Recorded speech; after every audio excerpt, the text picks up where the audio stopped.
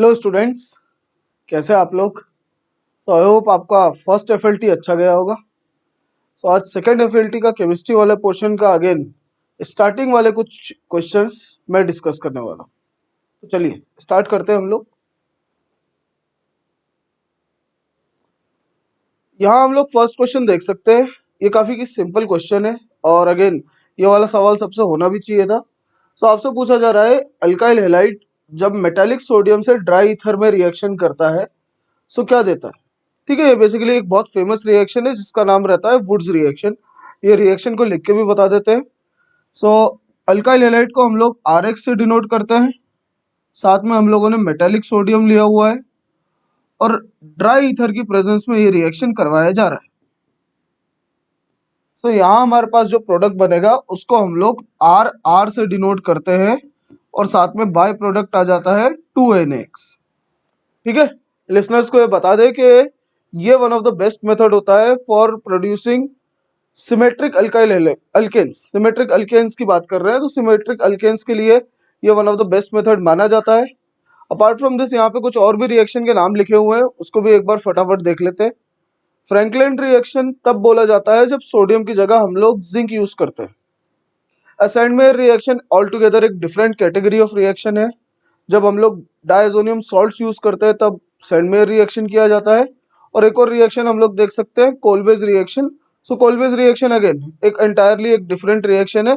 ये एक फिनॉल का रिएक्शन होता है।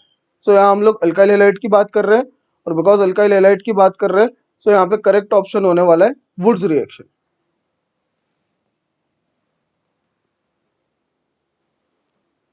अगले सवाल की ओर बढ़ते हैं और ये SN2 रिएक्शन की बात कर रहा है।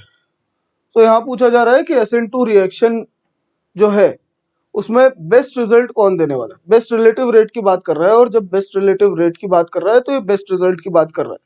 अब देखिए, अगर हम लोग SN2 रिएक्शन की बात करें तो बड़ा ही सिंपल कंसेप्ट है। SN2 रिएक्शन सबसे बढ़िया 1 डिग्री में होता है, उसके बाद 2 डिग्री में होता है और अगर 3 डिग्री की बात करें तो 3 डिग्री में SN2 रिएक्शन कभी भी नहीं होता है।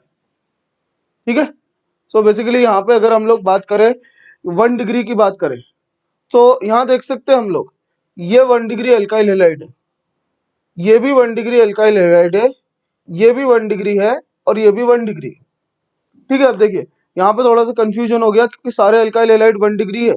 बट SN2 की अगर बात करें तो SN2 एक और चीज से देखा जाता है, SN2 is inversely proportional to steric hindrance.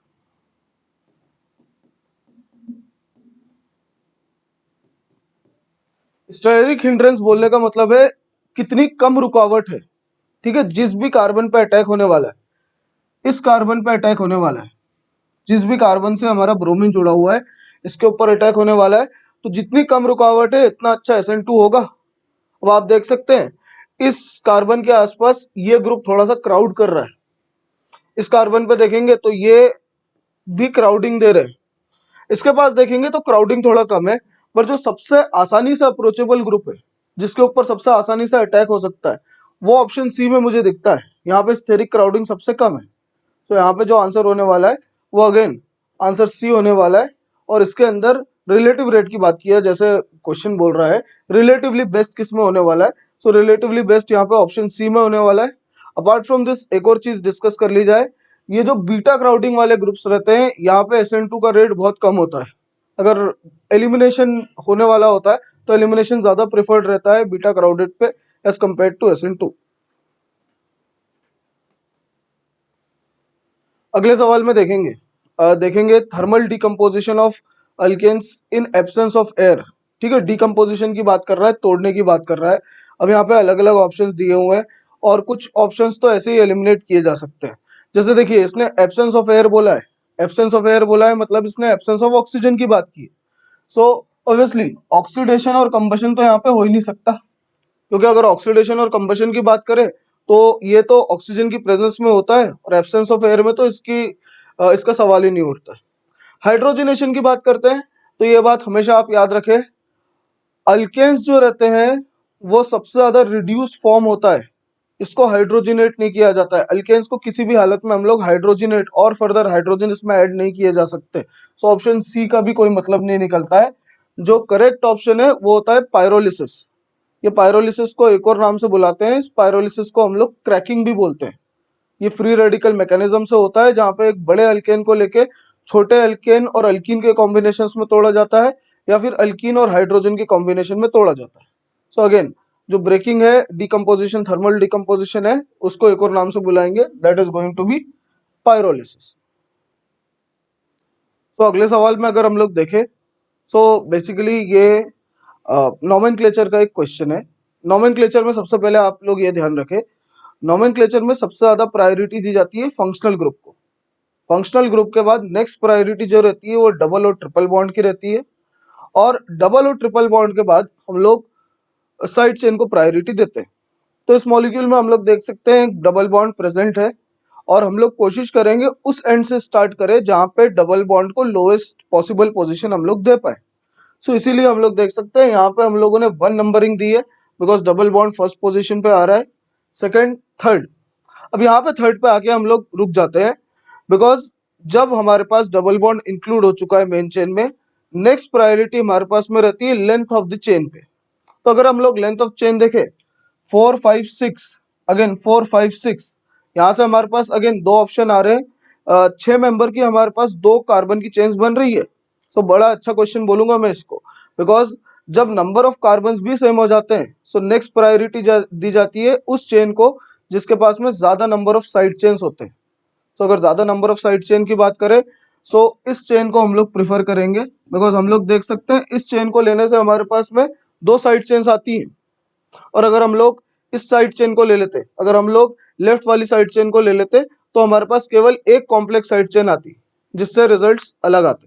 तो हमारी मेन चेन हम लोगों ने सिलेक्ट कर ली है। अब साइड चेन्स को हम लोग देख सकते हैं, 3 पे आता है हमारे पास में प्रोपाइल ग्रुप, ये हमारे पास प्रोपाइल ग्रुप हुआ है, और 4 पे जो आया है हमारे पास, ये आया है हमारे पास इथाइल ग्रुप।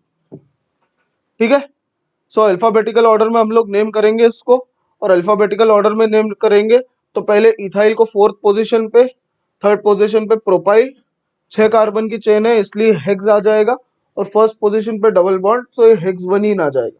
बोलने का मतलब है इसका पूरा नाम हो जाएगा हमारे पास में 4 इथाइल, 3 प्रोपाइल, हेक्स 1इन। ठीक है, अगर अब हम लोग ऑप्शंस की तरफ देखें, सो यहाँ पे हमारे पास में बी ऑप्शन जो है ये करेक्ट होने वाला है। सो 4 इथाइल, 3 प्रोपाइल, हेक्स 1इन, ये हमारा करेक्ट आंसर होने वाला है। अगले क्वेश्चन को देखें, ये एक अच्छा सवाल है जिसके अंदर हम लोगों ने SN2 का कंसेप्ट यूज किया हुआ है, रिडक्शन का कंसेप्ट यूज किया हुआ है, और रिएक्शन ऑफ अमाइन का कंसेप्ट यूज किया हुआ है। सो बेसिकली यहाँ पे 3 अलग अलग कंसेप्ट यूज किए गए हैं। अब अगर आप इस रिएक्शन को देखेंगे, तो सबसे पहले हम लोगों ने NaCN यूज किया हुआ है। यहाँ से हम लोग एक Cn माइनस का न्यूक्लियोफाइल बनाएंगे और इस कार्बन के ऊपर अटैक करेंगे। तो एज अ रिजल्ट अगर मैं X की बात कर रहा हूँ, X हमारे पास में पहले आने वाला है CH3, CH2, C triple bond N। ठीक है, ये हमारे पास में X होने वाला है। अब जो हम लोगों ने नेक्स्ट स्टेप में Ni और H2 का कॉम्बिनेशन यूज किया है, ये हमको पता है एक बहुत बढ़िया रिड्यूसिंग एजेंट होता है, जो डबल और ट्रिपल बॉन्ड को सिंगल बॉन्ड में कन्वर्ट कर सकता है। सो हाइड्रोजिनेशन किया है। सो यहाँ पे हम लोगों ने जब Ni प्लस H2 यूज किया हुआ है, ये हमारे ट्रिपल बॉन्डेड CN ग्रुप को सिंगल बॉन्ड में कन्वर्ट कर देगा। बेसिकली हम लोग को 1 डिग्री का अमाइन दे देगा, राइट। सो ये हमारे पास में जो Y रहने वाला है, ये हमारे पास में Y आ चुका है, जिसको हम लोग बोल सकते हैं प्रोपाइल अमाइन।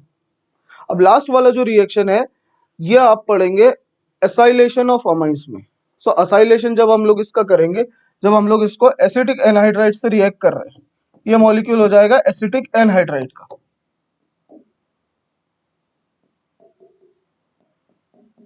ठीक है, इस तरह से हम लोग शो कर रहे हैं एसिटिक एनहाइड्राइड के मॉलिक्यूल को, और NH2 अपने लोन पेयर से कार्बन के ऊपर अटैक करेगा, इस ग्रुप को बाहर करेगा। जो फाइनल प्रोडक्ट हमारे पास आएगा वो इस तरह से दिखेगा, CH3, CH2, CH2, ये हाइड्रोजन कम होके NH, और ये असाइल ग्रुप से जुड़ जाएगा तो C डबल बॉन्ड और CH3। ठीक है, और यही जो है हमारा Z वाला प्रोडक्ट बनने वाला है, ये हमारा फाइनल आंसर रहने वाला है। तो अगर हम लोग अब ऑप्शंस की तरफ देखें, तो मैं देख सकता हूँ ऑप्शन ए जो है वो इसको मैच करने वाला है और वही हमारा करेक्ट आंसर रहने वाला है।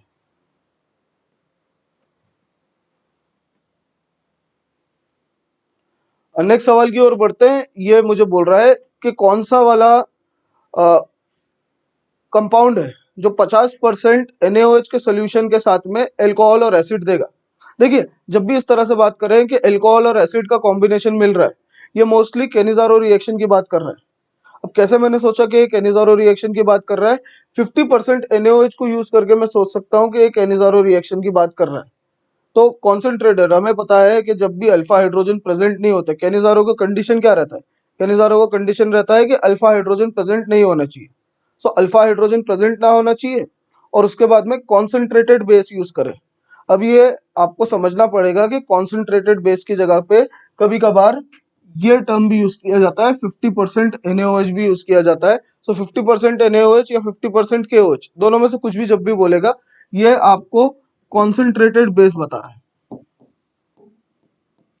ठीक है, और जैसे मैंने अभी बात की, केनिज़ारो होने के लिए जो मेन कंडीशन है, अल्फा हाइड्रोजन नहीं होना चाहिए। सो हम लोग पहले वाले में देख सकते हैं बेंजल डिहाइड जो है, इसके ऊपर अल्फा हाइड्रोजन नहीं है। सो ये डेफिनेटली केनिज़ारो करेगा। जब ये केनिज़ारो करेगा तो हम लोग को रिजल्ट मिलेगा C6H5CO माइनस, हमारे पास में बेंजोएट आयन बन जाएगा और साथ में हमारे पास मिल जाएगा C6H5CH2OH, बेंजाइल अल्कोहल। इसका कॉम्बिनेशन बनेगा। अपार्ट फ्रॉम दिस हम लोग दूसरा ऑप्शंस को भी एक बार देख लेते हैं। तो आप देख रहे हैं यहाँ पे हमारे पास में अल्फा हाइड्रोजन है, इसलिए ये केनिज़ारो नहीं कर सकता। इस वाले में हमारे पास में 6 अल्फा हाइड्रोजन है, दोनों जगह पे अल्फा हाइड्रोजन मिल रहे हैं, अगेन ये केनिज़ारो नहीं करेगा। डी वाले में अगेन देख सकते हैं हमारे पास में अल्फा हाइड्रोजन है, सो ये भी केनिज़ारो नहीं कर सकता। सो बेसिकली केनिज़ारो रिएक्शन कर रहा है, इसलिए केवल ऑप्शन ए करेक्ट ऑप्शन है। नेक्स्ट वाले में देखेंगे, इसमें पूछ रहा है कौन सा बेंजीन या बेंजीन का डेरिवेटिव है जो इलेक्ट्रोफिलिक रिएजेंट के प्रति सबसे ज्यादा रिएक्टिव है।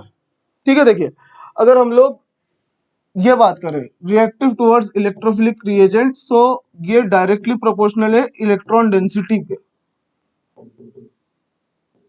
और इलेक्ट्रॉन डेंसिटी बेंजीन के ऊपर प्लस एम या प्लस आर इफेक्ट से बढ़ती है, प्लस एच इफेक्ट से बढ़ती है और प्लस आई इफेक्ट से बढ़ती है। ये तीन फैक्टर्स रहते हैं जो बेंजीन के ऊपर इलेक्ट्रॉन डेंसिटी को बढ़ा सकते हैं। जिसको मैंने ऑर्डर में लिखा हुआ है, सबसे ज्यादा इलेक्ट्रॉन डेंसिटी प्लस एम या प्लस आर इफेक्ट बढ़ाएगा, मेसोमेरिक इफेक्ट जिसको बोलते हैं। सेकंड नंबर पे इलेक्ट्रॉन डेंसिटी हाइपर कॉन्जुगेशन से बढ़ेगी, और लास्टली हम लोग देखेंगे इलेक्ट्रॉन डेंसिटी इंडक्टिव इफेक्ट से कंपेयर की जाएगी, अगर फर्स्ट टू फैक्टर से हम लोग को कोई डिसीजन नहीं मिलता है। ठीक है, अब अगेन मैं इन ऑप्शंस को अगर देखूं ध्यान से, तो मैं ये देख सकता हूं कि सबके अंदर CH3 ग्रुप कॉमन है। सो मैं CH3 ग्रुप से कंपेयर नहीं करने वाला। अगर मुझे कंपैरिजन ही करना है तो मैं उन ग्रुप से कंपेयर करूंगा जो अनकॉमन है। बोलने का मतलब है मैं यहाँ पे CH2OH, OCH3, OH और NHCOCH3, इन ग्रुप्स को कंपेयर करूंगा और मेरा आंसर मैं दूंगा। ठीक है, सो अब इस चीज को याद रखें आप।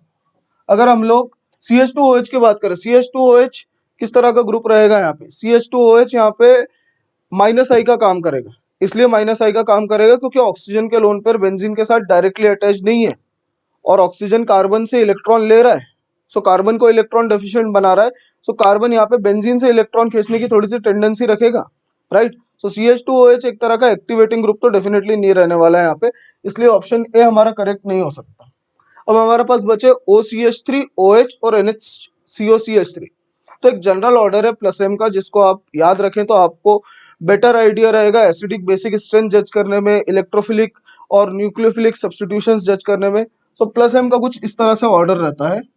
सबसे ज्यादा रिएक्टिव रहता है NH2 ग्रुप, उसके बाद में रहता है 1 डिग्री अमाइन, फिर रहता है 2 डिग्री अमाइन, देन हमारे पास में रहता है एल्कोहल का ग्रुप, OR ग्रुप, उसके बाद में हमारे पास में आता है NHCOCH3 ग्रुप, NHCOR करके लिख देता हूं, फिर उसके बाद हमारे पास में आता है OCOR ग्रुप। ठीक है, सो एक बेसिक जनरल ऑर्डर है प्लस एम इफेक्ट का, और उसमें हम लोग देखेंगे तो सबसे ज्यादा रिएक्टिव जो है इन ऑप्शंस में, सबसे ज्यादा रिएक्टिव जो है वो OH ग्रुप आ रहा है। इसलिए यहाँ पे ऑप्शन हमारे पास में सी ऑप्शन करेक्ट ऑप्शन रहने वाला है। चलिए अगले सवाल की ओर बढ़ेंगे। अगले सवाल में हमसे पूछ रहा है कि कार्बोनिल कंपाउंड्स जो है ये न्यूक्लियोफिलिक एडिशन रिएक्शन शो करते हैं। बिल्कुल सही बात बोल रहा है। हर चैप्टर जो ऑर्गेनिक केमिस्ट्री का हम पढ़ते हैं उससे एसोसिएटेड कोई ना कोई एक नई टाइप की रिएक्शन होती है। जब ये कार्बोनिल कंपाउंड बोल रहा है तब ये मेनली एल्डिहाइड या कीटोन की बात कर रहा होगा, और एल्डिहाइड और कीटोन की जो मेजर कैटेगरी ऑफ रिएक्शन होती है वो न्यूक्लियोफिलिक एडिशन रिएक्शन ही होती है। किस लिए होती है? बिकॉज आप देख सकते हैं कि ये कार्बोनिल ग्रुप जो रहता है ये sp2 हाइब्रिडाइज रहता है, प्लेनर ग्रुप रहता है। इसके ऊपर अप्रोच करना न्यूक्लियोफाइल के लिए आसान होता है, ये ऊपर से या नीचे से अप्रोच कर सकता है, ठीक है। और न्यूक्लियोफाइल ही क्यों अप्रोच करेगा? बिकॉज हम देख सकते हैं कि कार्बन के ऊपर एक पार्शियल पॉजिटिव, एक डेल्टा पॉजिटिव चार्ज है। सो न्यूक्लियोफाइल का अप्रोच करना आसान रहता है, ठीक है। अब देखिए जैसा मैंने बोला है उसी को सेकंड स्टेटमेंट बराबर जस्टिफाई भी कर रहा है। सेकंड स्टेटमेंट अगर हम लोग पढ़े तो यहाँ पे बोला जा रहा है these reactions are initiated by nucleophilic attack at electron deficient carbon. जैसा अभी हम लोगों ने डिस्कस किया, एक न्यूक्लियोफाइल रहेगा, न्यूक्लियोफाइल मतलब इलेक्ट्रॉन रिच, और कार्बोनिल ग्रुप का कार्बन मतलब इलेक्ट्रॉन डेफिशिएंट। सो ये कार्बन के ऊपर अटैक करेगा यहाँ से, और यहाँ पे जैसे मैंने बात की थी अभी sp2 कार्बन है, अटैक के बाद में इसका कॉन्फ़िगरेशन चेंज होगा। ये बेसिकली रेट डिटरमाइनिंग स्टेप होता है। सो यहाँ पे RDS के थ्रू इसका कॉन्फ़िगरेशन चेंज होगा और ये sp3 ग्रुप में चेंज हो जाएगा, कुछ इस तरह से ये चेंज हो जाएगा, ठीक है। सो बेसिकली जो हमारा सवाल है ये असर्शन करेक्ट है यहाँ पे, और असर्शन इसीलिए करेक्ट है क्योंकि ये न्यूक्लियोफाइल को अटैक करने दे रहा है। सो रीजन डेफिनेटली उसको जस्टिफाई कर रहा है, इसलिए हमारा ऑप्शन ए करेक्ट रहने वाला है।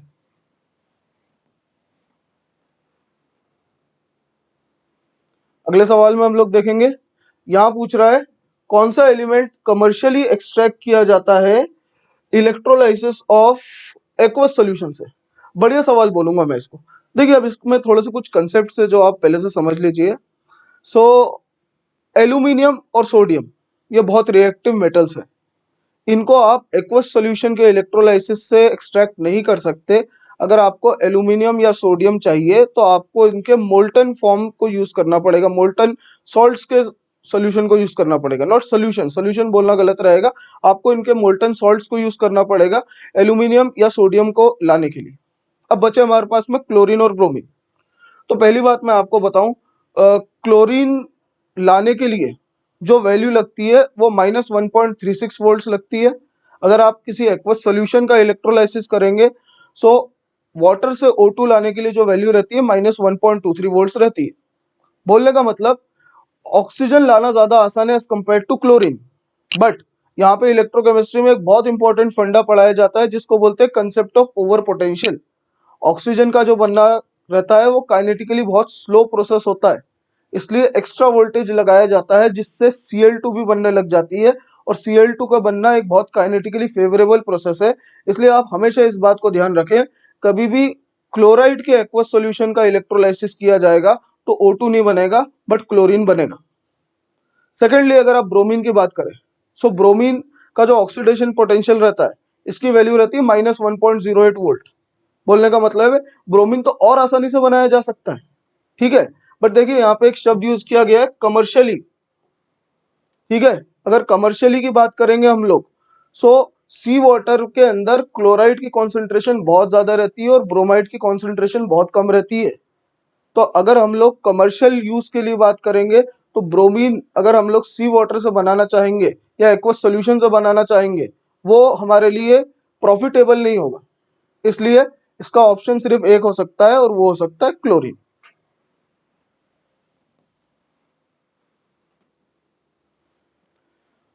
अगले कंसेप्ट की अगर बात करें, ये बड़ा ही सिंपल सवाल है, अगेन स्ट्रेट फॉरवर्ड क्वेश्चन आया है, इलेक्ट्रोकेमिस्ट्री का क्वेश्चन है। पूछ रहा है सेल रिएक्शन स्पॉन्टेनियस कब होगी। सेल रिएक्शन स्पॉन्टेनियस, और सिर्फ सेल रिएक्शन की बात नहीं करें, हम लोग तो थर्मोडायनेमिक्स पढ़ के आ रहे हैं।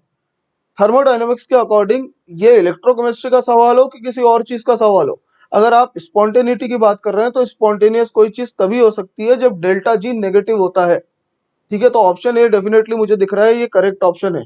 दूसरा ऑप्शन भी पढ़ सकते हैं, delta G positive. Delta G positive होना तो एग्जैक्टली रिवर्स बात कर रहा है, डेल्टा जी पॉजिटिव होगा मतलब नॉन स्पॉन्टेनियस हो जाएगा।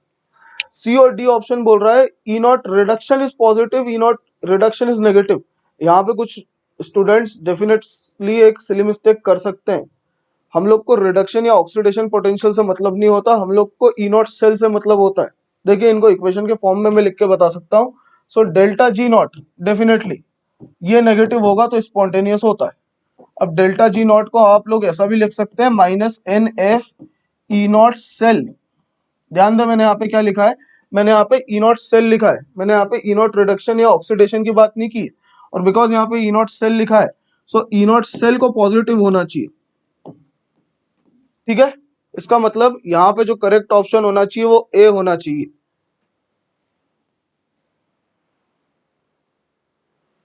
नेक्स्ट क्वेश्चन देखेंगे। ये पूछा है अमाइड को जब हम लोग P2O5 के साथ हीट करेंगे तो क्या रिजल्ट मिलेगा।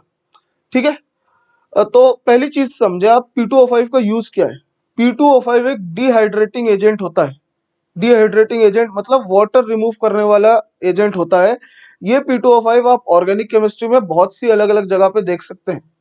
आप अगर कार्बोक्सिलिक एसिड के साथ P2O5 यूज करते हैं तो आपके पास में एनहाइड्राइड बनता है।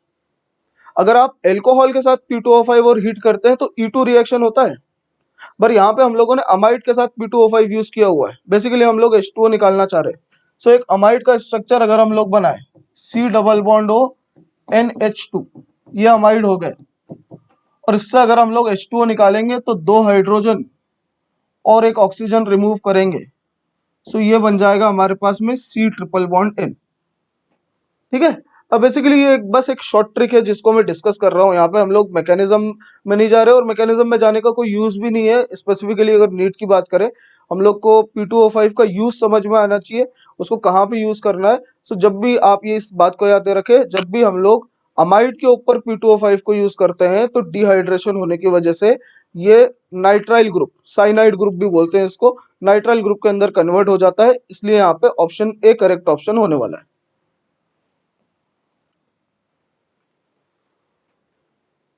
ठीक है, अगले सवाल को देखेंगे। अल्केन नाइट्राइल्स किसके साथ आइसोमेरिक है। चलिए, एक बड़ा ही सिंपल सा सवाल है। यहाँ पे आप लोग इसका सिर्फ जनरल फॉर्मूला लिख के ही इसको सॉल्व कर सकते हैं। जैसे देखिए, मैं अल्केन नाइट्राइल का पहले फॉर्मूला लिखता हूँ। अगर आप अल्केन नाइट्राइल की बात करें तो इसको हम लोग लिख सकते हैं RCN। ठीक है, CN ग्रुप के ऊपर फोकस रहना चाहिए। प्राइमरी अल्काइल अमाइन की बात करें, प्राइमरी अल्काइल अमाइन RNH2 से लिखा जा सकता है। उसके बाद में सेकेंडरी अल्काइल अमाइन की बात करें, इसको हम लोग RNH R डैश से लिख सकते हैं। दोबारा से R डैश लिखने का मोटिव ये है कि ये दोनों R ग्रुप सेम भी हो सकते हैं, अलग भी हो सकते हैं। अल्काइल आइसोसाइनाइड की बात करें तो ये रहता है RNC। और लास्ट में बात करें नाइट्रो अल्केन की, सो नाइट्रो अल्केन का फॉर्मूला होता है RNO2। अब देखिए आइसोमर्स की बात की जा रही है और आइसोमर्स वो कंपाउंड्स होते हैं जिनका फॉर्मूला सेम होता है और प्रॉपर्टीज अलग होती है। वो प्रॉपर्टीज स्ट्रक्चर की वजह से भी आ सकती है और वो प्रॉपर्टी स्टीरियो केमिस्ट्री की वजह से भी आ सकती है, स्पेस की वजह से भी आ सकती है। उसमें हम लोग को डिस्कशन नहीं करना है, बट मॉलिक्यूलर फॉर्मूला सेम होना चाहिए। और यहाँ क्लियरली हम लोग देख सकते हैं कि ऑप्शन ए, बी और डी, इनके मॉलिक्यूलर फॉर्मूला कहीं से कहीं तक हमारे साइनाइड से मैच नहीं करता, नाइट्राइल से मैच नहीं करता। इसलिए उसका ऑप्शन सी करेक्ट ऑप्शन रहने वाला है। अगले सवाल की तरफ चलेंगे तो बोल रहा है 1 मोल अमाइन 2 मोल मिथाइल ब्रोमाइड के साथ रिएक्ट करता है और एक क्वार्टिनरी अमोनियम सॉल्ट देता है। सो ए क्या हो सकता है। चलिए बढ़िया सवाल है। ये बेसिकली इसको बोला जाता है अमोनोलाइसिस। ठीक है, अमोनोलाइसिस ऑफ अल्काइल हैलाइड्स में भी इसको पढ़ा जाता है हम लोग। और इसको बेसिकली 2 जगह पे पढ़ाया जाता है। इसको हम लोग हेलो अल्केन्स में SN1 SN2 के साथ भी पढ़ाते हैं और इसको हम लोग general methods of preparation of amines में भी पढ़ाते हैं। कंसेप्ट को समझते हैं तो पहले मैं एक जनरल रिएक्शन लिखता हूँ जिससे क्लियर हो जाएगा कि यहाँ पे किस अमाइन की बात की जा रही है। अगर हम लोग 1 डिग्री अमाइन की बात करें तो ये 3 मॉलिक्यूल्स ऑफ अल्काइल हैलाइड के साथ रिएक्ट करेगा। जितने हाइड्रोजन है इतने, बेसिकली इसको आप इस तरह से समझे, जितने हाइड्रोजन है उतने अल्काइल हैलाइड से रिएक्ट करेगा, +1 एक्स्ट्रा से रिएक्ट करेगा अमोनियम सॉल्ट बनाने के लिए। तो आप देख सकते हैं यहाँ पे कितना हाइड्रोजन है, 2 हाइड्रोजन है, इसलिए मैं यहाँ पे 3 अल्काइल हैलाइड यूज कर रहा हूँ। 2 हाइड्रोजन हट के 3 अल्काइल ग्रुप जुड़ेंगे और एक एक्स्ट्रा अल्काइल ग्रुप जुड़ के इसको tertiary ammonium salt, quaternary ammonium salt बना के देगा।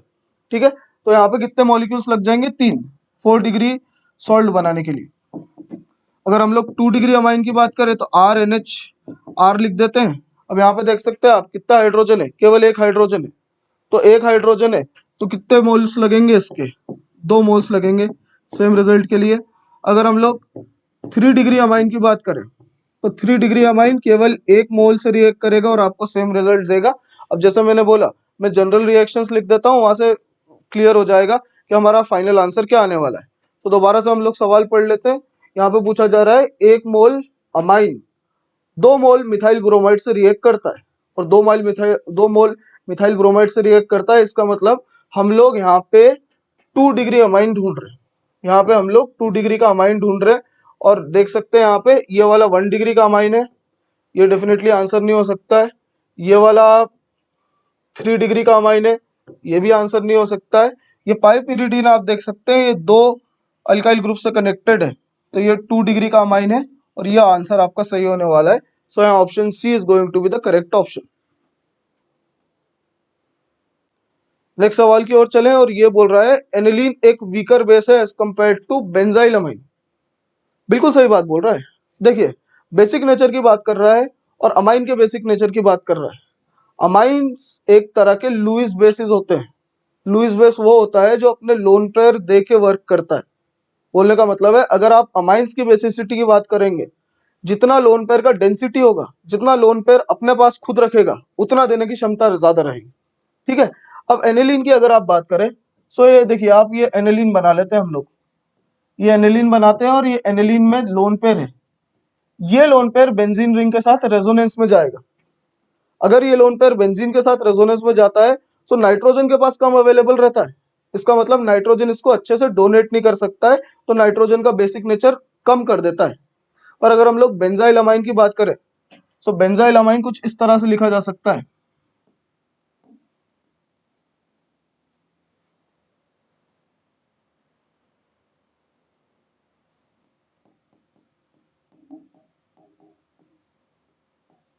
ठीक है, अब ये बेंजाइल अमाइन में आप देख सकते हैं कि लोन पेयर जो है ये बेंजीन के साथ रेजोनेंस नहीं कर रहा है, और बिकॉज रेजोनेंस नहीं कर रहा है तो इसको हम लोग लोकलाइज लोन पेयर बोलते हैं।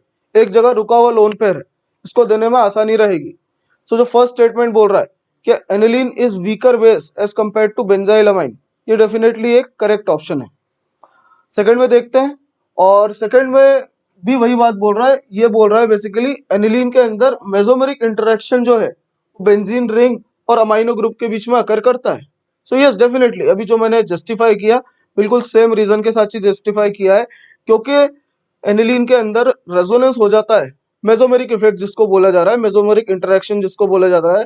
तो बिकॉज एनिलीन के अंदर मेसोमेरिक इंटरेक्शन होता है, इसलिए इसका बेसिक नेचर कम हो जाता है। सो रीजन जो है वो डेफिनेटली असर्शन को जस्टिफाई कर रहा है, इसलिए अगेन यहाँ पे ऑप्शन ए जो है वो करेक्ट ऑप्शन होने वाला है। अगला सवाल अगर हम लोग बात करें, ये डी ब्रॉय हाइपोथेसिस से आया है, या फिर आप बोल सकते हैं कंसेप्ट ऑफ मैटर वेव से आया है। एटॉमिक स्ट्रक्चर का एक सिंपल सा सवाल है, जहां पे ये हमसे पूछ रहा है कि अगर मास और वेलोसिटी हमको दी जाए सो वेवलेंथ क्या होगा। बड़ा सिंपल सा फॉर्मूला रहता है लैम्ब्डा, जिसको वेवलेंथ बोलते हैं, इज इक्वल टू h/mv। अब सिंपली यहाँ पे वैल्यूज रखना है, इक्वेट करना है। और अगर आप वैल्यूज को देखें, बड़ी सुंदर वैल्यूज है, बड़ी आसानी से कट हो जाएगी। देखिए आप, h की वैल्यू 6.6 है और मास की वैल्यू 0.66 है, तो हम लोग सिंपली यहाँ पे वैल्यूज रखते हैं।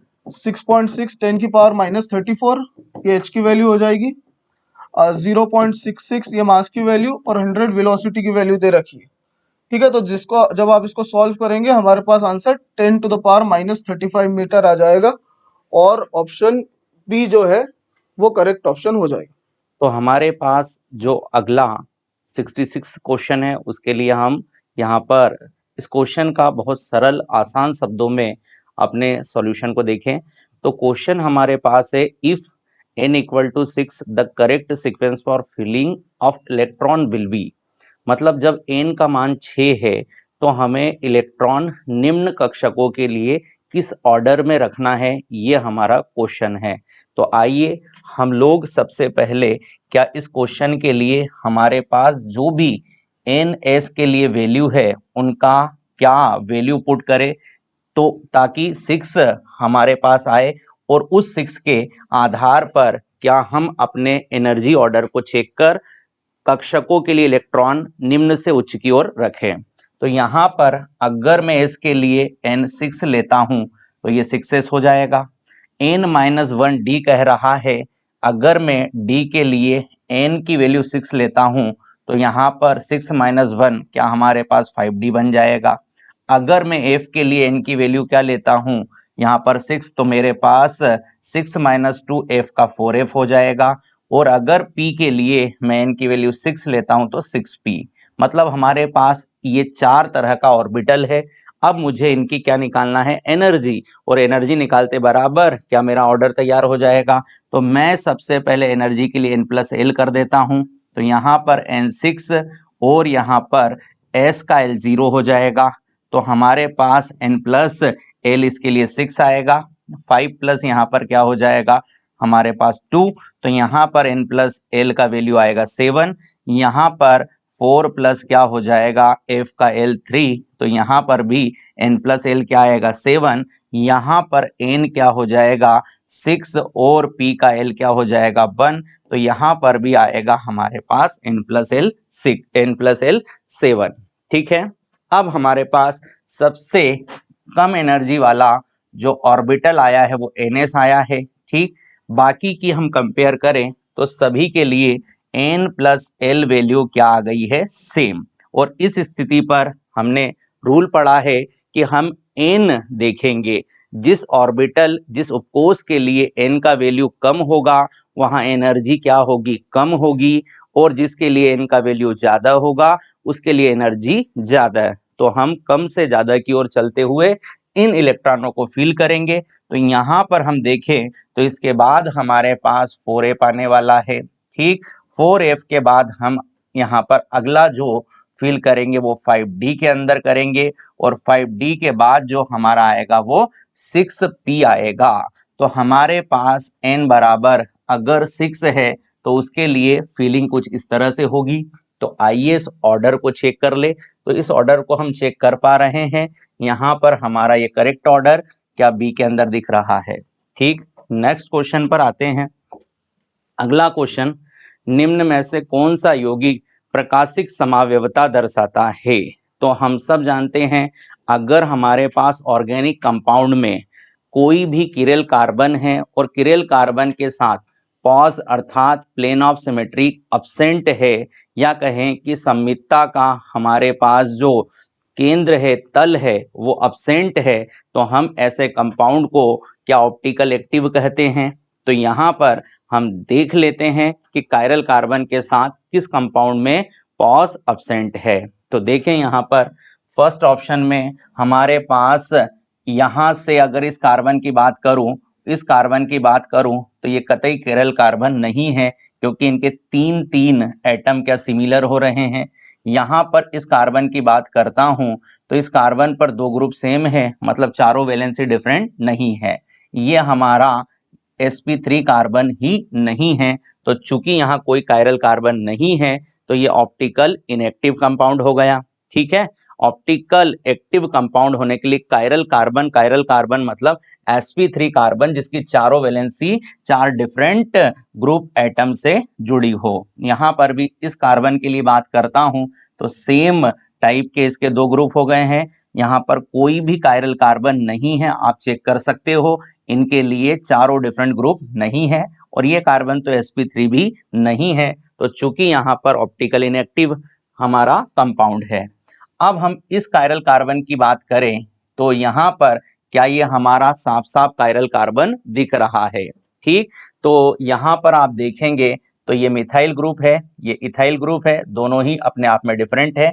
यहाँ पर हाइड्रोजन है, यहाँ पर कार्बोक्सिलिक एसिड ग्रुप लगा है, मतलब इस कार्बन का संकरण sp3 भी है और चारों डिफरेंट ग्रुप से जुड़ा हुआ है। मतलब ये हमारा कायरल कार्बन है और सिंगल कायरल कार्बन है, तो यहाँ कभी भी पॉस प्रेजेंट नहीं हो सकता, तो ये हमारा ऑप्टिकल एक्टिव है। आगे चेक कर लेते हैं।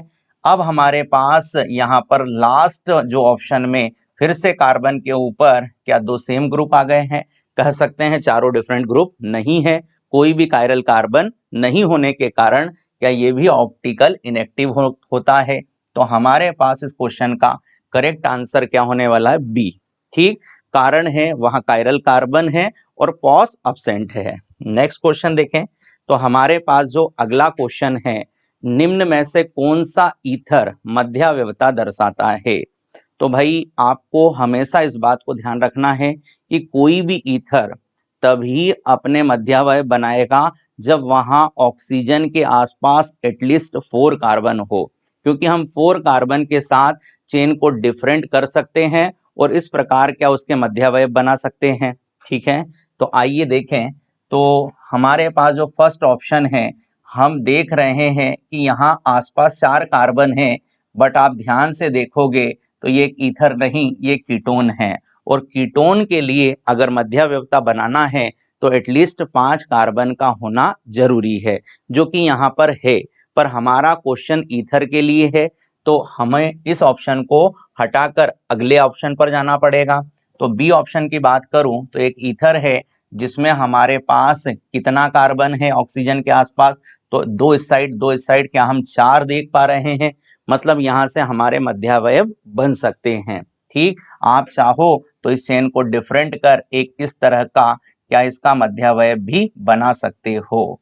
क्लियर, तो यहाँ पर हम देख पा रहे हैं कि हम इस ईथर के लिए क्या इसका एक डिफरेंट स्ट्रक्चर इसके मध्यावयव के रूप में बना सकते हैं, मतलब इस हमारे ऑप्शन के अंदर ईथर भी है और मध्यावयवता भी है। अगला देखें, तो हमारे पास जब ईथर के आसपास सिंगल कार्बन की चेन हो तो कभी भी मध्यावयवता नहीं मिलेगी, क्योंकि मैं इन साइड चेन में कोई भी डिफरेंट या डिफरेंस पैदा नहीं कर पाऊंगा। हम बात करते हैं अगले ऑप्शन की, तो यहाँ पर भी हम देख पा रहे हैं कि हम किसी भी तरह से इस चेन को चेंज कर एक नई चेन में कन्वर्ट नहीं कर सकते। मान लो अगर हम कोई ग्रुप इधर से इधर लाएंगे तो क्या वापस आइडेंटिकल इसका फॉर्म मिलने वाला है, तो हमारा करेक्ट आंसर क्या होने वाला है, बी। नेक्स्ट क्वेश्चन पर आते हैं।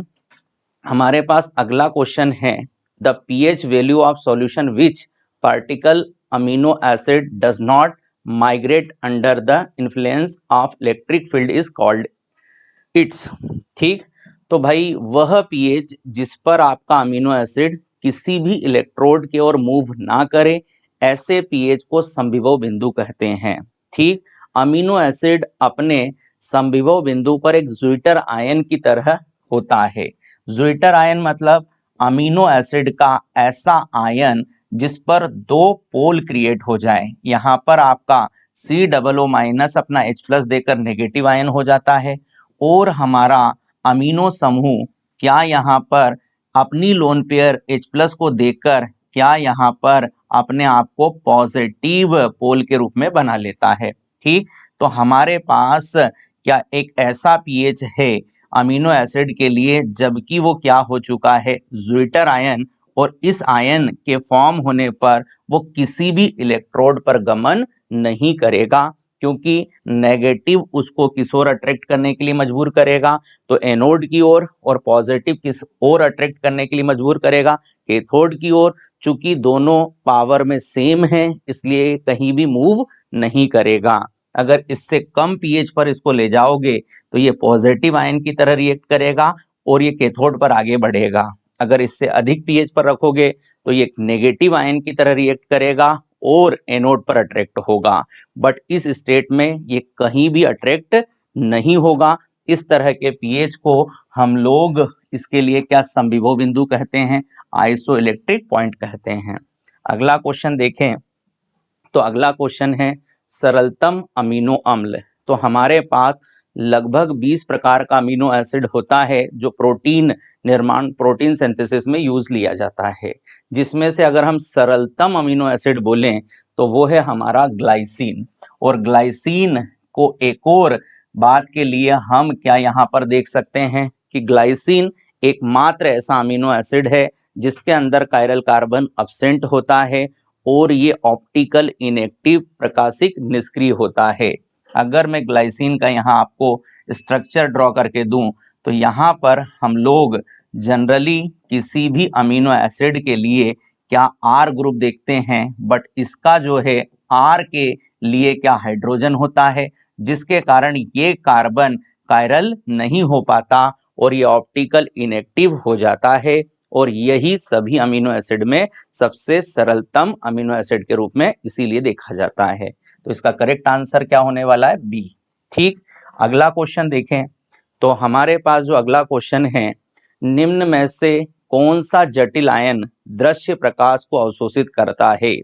विच of the following complex ion is expected to absorb visible light? तो बहुत सिंपल है, जब भी हमारा कॉम्प्लेक्स कंपाउंड हमको कौन सा प्रकाश को अवशोषित कर मिलेगा तो हमें वहां पर क्या उसके डी ऑर्बिटल इलेक्ट्रॉन चेक करना है। अगर आपके पास यहाँ पर सेंट्रल मेटल एटम के लिए D0 या D10 इलेक्ट्रॉन होता है तो ऐसा कोई भी सेंट्रल मेटल एटम लाइट को ऑब्जॉर्व नहीं करेगा, यहाँ पर लाइट का एब्जॉर्व नहीं होगा, ये हमें हमेशा ध्यान रखना है। किंतु अगर हमारे सेंट्रल मेटल एटम के लिए D1 से D9 अगर इलेक्ट्रॉन आता है और वहां अनपेयर्ड इलेक्ट्रॉन बनते हैं तो हमारे पास ऐसे सेंट्रल मेटल एटम से लाइट का एब्जॉर्ब होगा। ठीक, तो आइए चेक कर ले हमारी इस ट्रिक पॉइंट को। तो यहाँ पर हम देख पा रहे हैं हमारा जिंक जो है क्या जिंक 2+ में फॉर्म हो रहा है। क्लियर, क्योंकि ये जो हमारा अगर अमोनिया लिगेंड है ये न्यूट्रल होता है, अगर न्यूट्रल के लिए अपन चार्ज रखकर इस जिंक का ऑक्सीडेशन स्टेट बनाते हैं तो जिंक 2+ आता है, और अगर जिंक 2+ का मैं करेक्ट इलेक्ट्रॉनिक कॉन्फ़िगरेशन लिखूं तो आर्गन यहाँ पर 3D10 होता है, 4s के 2 इलेक्ट्रॉन रिमूव हो जाते हैं। बी ऑप्शन में हमारे पास जो सेंट्रल मेटल एटम है क्या वो स्कैंडियम है, इसका चार्ज पता कर लेते हैं। तो वापस हमारा जो H2O एक्वा लिगेंड है वो न्यूट्रल है, अमोनिया भी क्या है, न्यूट्रल है, तो हम इसका ऑक्सीडेशन स्टेट जो कॉम्प्लेक्स चार्ज है क्या वही देखने वाले हैं। तो स्कैंडियम क्या हो गया +3। अब मैं इस आर्गन के लिए इसके स्कैंडियम 3+ के लिए इलेक्ट्रॉनिक कॉन्फ़िगरेशन लिखता हूं तो यहाँ पर क्या हमारे पास आर्गन के साथ 3D0 आने वाला है, क्योंकि इसने तीनों इलेक्ट्रॉन रिमूव कर दिए, 4s के 2 और 3D1 का 1। ठीक, अब हम बात करते हैं टाइटेनियम की। तो टाइटेनियम अपना किस ऑक्सीडेशन स्टेट में है चेक कर लेते हैं।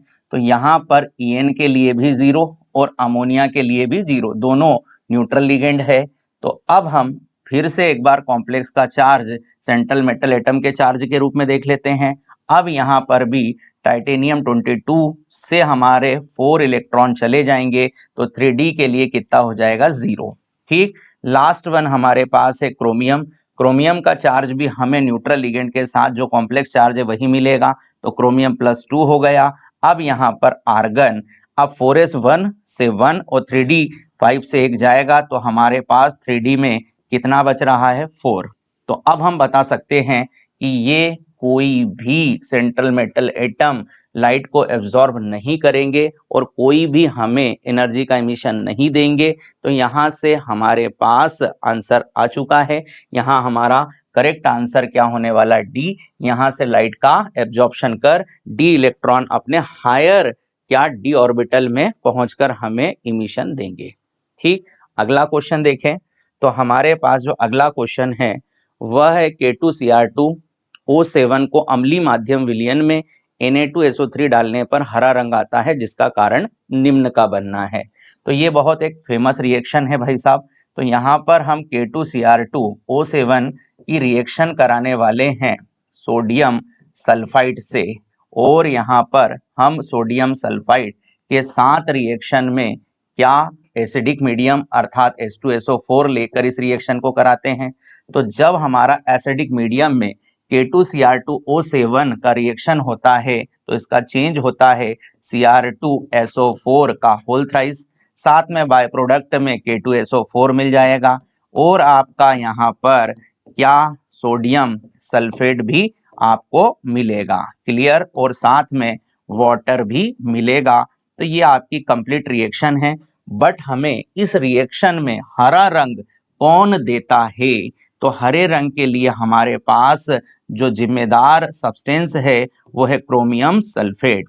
तो यहाँ पर हरा रंग किसके कारण आता है? Chromium sulphate. तो आप इसको ग्रीन क्रीम से याद रख सकते हो। यहाँ पर क्या है? CR को हम ग्रीन हरा ऐसा करके याद रख सकते हैं। ठीक है, तो हमारे पास इस क्वेश्चन का करेक्ट आंसर जो है वो क्या है? Cr2SO4 का होल थ्राइस। ठीक, अगला क्वेश्चन देखें।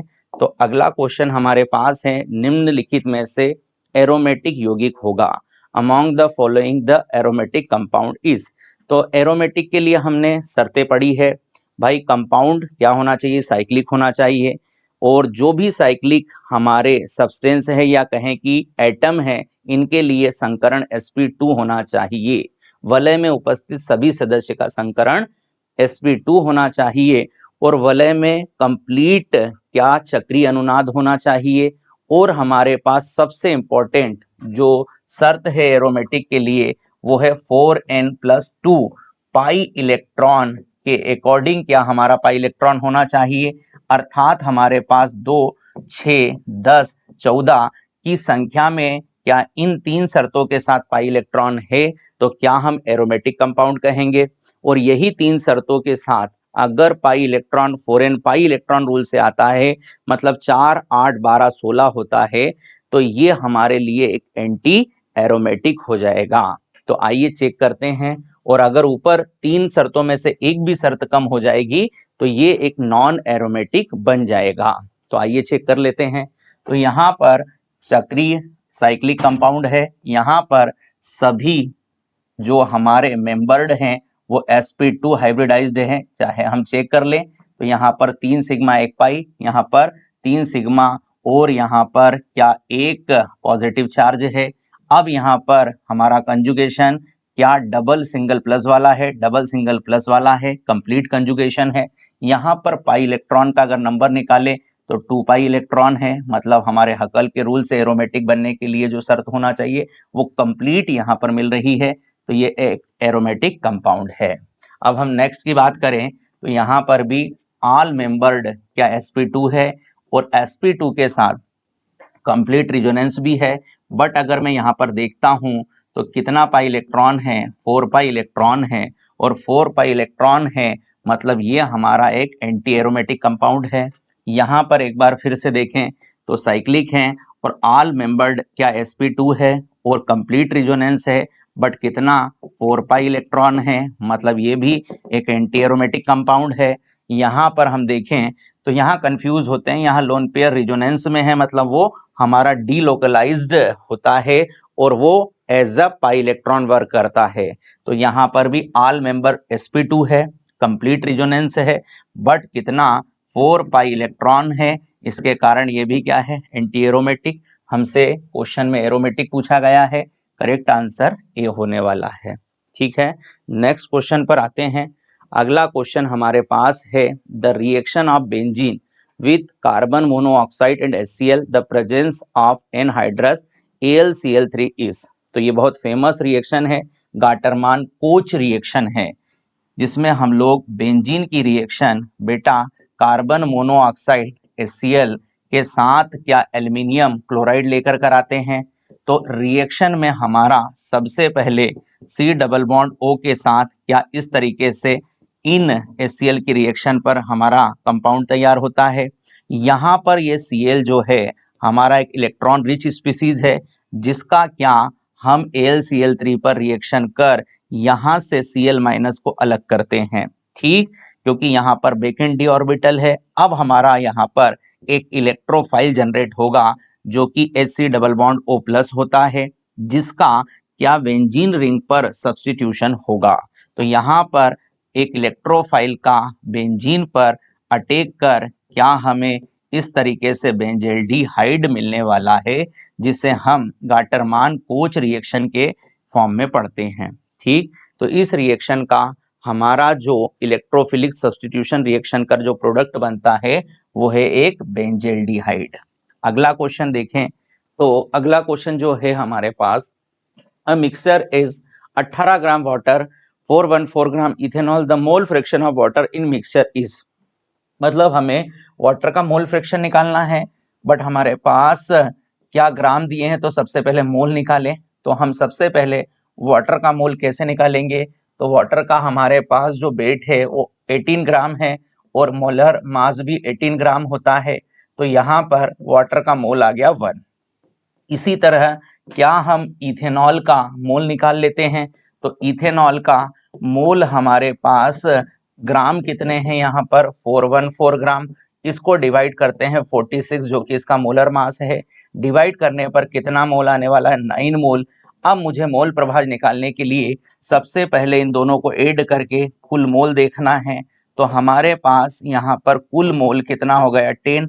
अब जिसका भी मुझे मोल फ्रैक्शन चाहिए, क्या उसके मोल को ऊपर और डिवाइडेड बाय कुल मोल, तो वाटर का मोल फ्रैक्शन निकालने के लिए 1/10 करने वाला हूँ, क्या यहाँ 0.1 आने वाला है।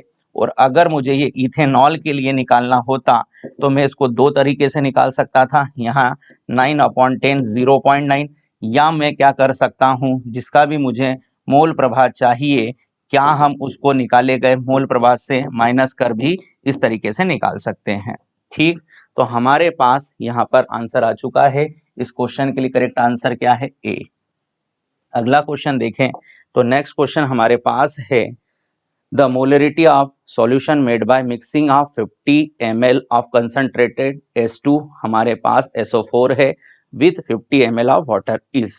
ठीक, हमको मोलरिटी निकालना है, बट हमारे पास H2SO4 की नॉर्मलिटी दी गई है। तो पहला काम तो नॉर्मलिटी को किस में कन्वर्ट करना, मोलरिटी में।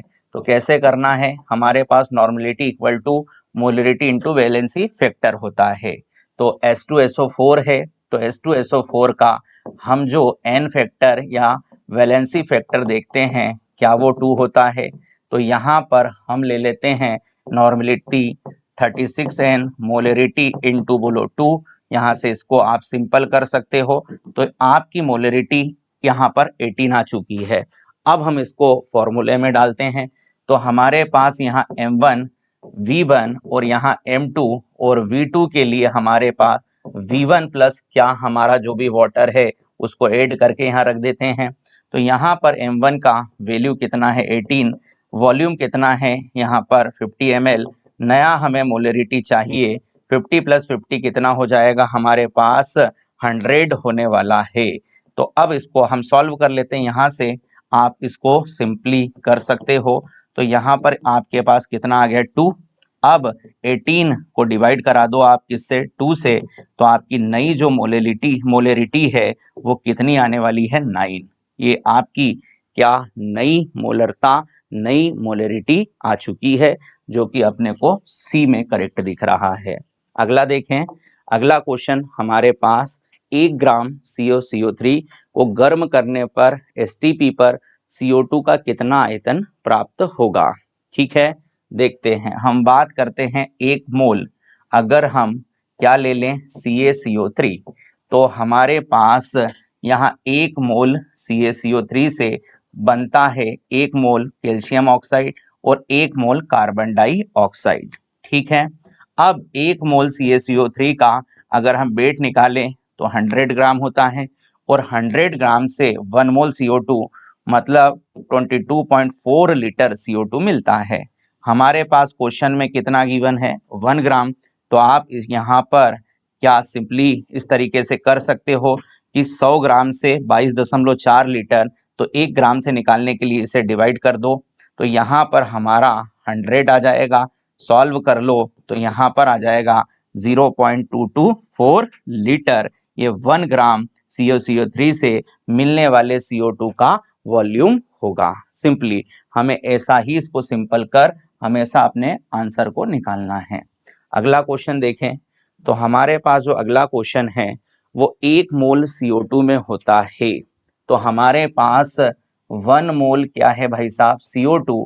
तो इसके लिए अगर हम बात करें तो कार्बन कितना है, अगर मोल में बात करें तो 1 और ऑक्सीजन कितना है 2। ठीक, इनकी संख्या हमारे पास 1 और 2 है। अगर मुझे इसके नंबर ऑफ एटम से इनको निकालने की यहाँ से देखना है तो क्या करूं, मैं सिंपल नंबर ऑफ एटम जो भी है उसका जितना भी मोल है इनटू Na करा देता हूं। तो यहाँ पर अगर मुझे इस क्वेश्चन के लिए संख्या बताना है तो क्या हो जाएगा, यहाँ पर कार्बन परमाणु की संख्या अगर हम चाहते हैं तो इस क्वेश्चन के लिए कितना हो जाएगा, तो यहाँ पर हमारे पास मोल कितना है 1 और हमारा एवोगेड्रो नंबर इनटू हमारे पास उसकी संख्या, तो क्या 1 Na आने वाला है। ठीक है, अब यहाँ पर अगर हम ऑक्सीजन परमाणु की क्या चाहते हैं संख्या, तो हमारे पास यहाँ पर क्या आने वाला, मोल कितना है 1 Na इंटू यहाँ पर ऑक्सीजन कितना है 2, तो यहाँ पर 1 Na आने वाला है, यहाँ पर 2 Na आने वाला है। ठीक है, अगर हम CO2 अणु की संख्या चाहते हैं तो यहाँ तो सिंपल हो जाएगा, जो भी नंबर ऑफ मोल है इनटू Na, तो हमारा क्या आ जाएगा 1 Na। मतलब अब इनमें से मुझे करेक्ट ऑप्शन चुनना है जो मुझे दिए गए हैं। तो भाई क्या कार्बन के लिए हमारे पास Na नंबर दिया, बिल्कुल करेक्ट है, मतलब पहला ही ऑप्शन करेक्ट है। यहाँ पर 2 का और इनटू होना चाहिए था जो कि नहीं है, मतलब इनकरेक्ट है। यहाँ पर 1 NaCO2 होना चाहिए जो कि गलत भी है, और परमाणु लिखा है तो और भी गलत हो गया। CO2 के 3 ग्राम अणु हैं जो कि सरासर गलत है। ठीक, तो हमारे पास करेक्ट आंसर जो है ए। सिंपल है, आपको एक मॉलिक्यूल के अंदर संख्या देखकर परमाणु की संख्या Na गुणा मोल से लाना है, और अणु के लिए तो हमें परमाणविकता का गुणा भी नहीं करना होता। अगला क्वेश्चन देखें। अगला क्वेश्चन है सर्वाधिक वाष्पशील एल्केन है। तो भाई साहब सबसे पहले तो हम बॉइलिंग पॉइंट का रिलेशन देख लें, तो बॉइलिंग पॉइंट समानुपाती होता है मॉलिक्यूलर वेट से। ठीक, और अगर मॉलिक्यूलर वेट क्या है सेम, तो फिर हम लोग देखते हैं number of branch, number of क्या देखते हैं, ब्रांच। ठीक, मतलब यहाँ पर कहें तो पहले हम जो हमारे पास बॉइलिंग पॉइंट है किससे देखा जाएगा, अणुभार से। अगर अणुभार क्या है सेम, या कहें कि समावयवी एल्केन है, तो फिर हम देखेंगे शाखा की संख्या से। क्लियर। अब ये मैं क्वेश्चन में वाष्पनशीलता दी है पर बॉइलिंग पॉइंट क्यों बता रहा हूं, क्योंकि अगर आप बॉइलिंग पॉइंट निकाल लोगे तो आपको क्या यहाँ पर बॉइलिंग पॉइंट से वाष्पनशीलता का क्रम मिल जाएगा। जिसका बॉइलिंग पॉइंट ज्यादा होता है उसके लिए वाष्पनशीलता क्या हो जाएगी, कम। तो यहाँ से हम बॉइलिंग पॉइंट से वाष्पनशीलता पर पहुंच जाएंगे। तो आइए देख लेते हैं। तो हमारे पास यहाँ पर एन पेंटेन है, मतलब 5 कार्बन का क्या स्ट्रेट चेन एल्केन है। तो हमने यहाँ पर क्या इसका स्ट्रक्चर ड्रॉ करा दिया। यहाँ पर हमारा आइसोपेंटेन है, तो आइसोपेंटेन के लिए क्या इस तरह का हमारा स्ट्रक्चर होता है। यहाँ पर नियोपेंटेन है, तो हमारे पास नियोपेंटेन का स्ट्रक्चर कुछ इस तरह का होता है। एन हेक्सेन है, तो यहाँ पर हमारे पास ये एन हेक्सेन का क्या स्ट्रक्चर हो गया। तो अगर सबसे ज्यादा बॉइलिंग पॉइंट अगर इन चारों कंपाउंड में कहना है तो वो हमारा डी का होने वाला है। ठीक, क्योंकि इसका मॉलिक्यूलर वेट सेम है। अब बचे तीनों का मॉलिक्यूलर वेट क्या है हमारे पास, सेम। तो यहाँ पर मॉलिक्यूलर वेट जिसका ज्यादा था उसका हमने बॉइलिंग पॉइंट सबसे ज्यादा कह दिया। अब बाकी के लिए सेम है, तो जिसमें ब्रांच ज्यादा है क्या उसके लिए कम। मतलब इसके बाद हमारे पास आ जाएगा एन पेंटेन, मतलब इसका अगर हम ऑप्शन से चले तो क्या ए आने वाला है। इसके बाद हमारा आइसोपेंटेन, देन हमारा आने वाला है नियोपेंटेन। ये हमारा क्या बॉइलिंग पॉइंट का ऑर्डर है। ठीक, अब बॉइलिंग पॉइंट का ये ऑर्डर है तो हम सब समझ चुके हैं कि वाष्पनशीलता का क्रम क्या इसका अपोजिट चला जाएगा। तो सबसे कम वाष्पनशीलता डी के साथ, उससे ज्यादा ए के साथ, फिर बी के साथ और फिर सी के साथ। मतलब सी ऑप्शन के लिए वाष्पनशीलता सबसे ज्यादा होगी क्योंकि उसका बॉइलिंग पॉइंट सबसे कम है। तो आपको ये दोनों ही तरह के क्वेश्चन बनते हैं यहाँ से, इसलिए मैंने इसको इतना ज्यादा एक्सप्लेन करा दिया। ठीक, अगला क्वेश्चन देखें। तो हमारे पास अगला क्वेश्चन है प्रकाश रासायनिक क्रिया द्वारा एल्केन के क्लोरीनीकरण की प्रक्रिया प्रारंभ होती है। तो भाई सबसे फर्स्ट स्टेप में जो हमारा चेन इनिशिएशन है, इसमें हमारा जो हेलोजन मॉलिक्यूल है वह सनलाइट की प्रेजेंस में और या फिर हम टेम्परेचर के साथ क्या इसका समास विदलन होमोलिटिक फिजन कराते हैं और यहाँ पर हमारा क्या फ्री रेडिकल जनरेट होता है।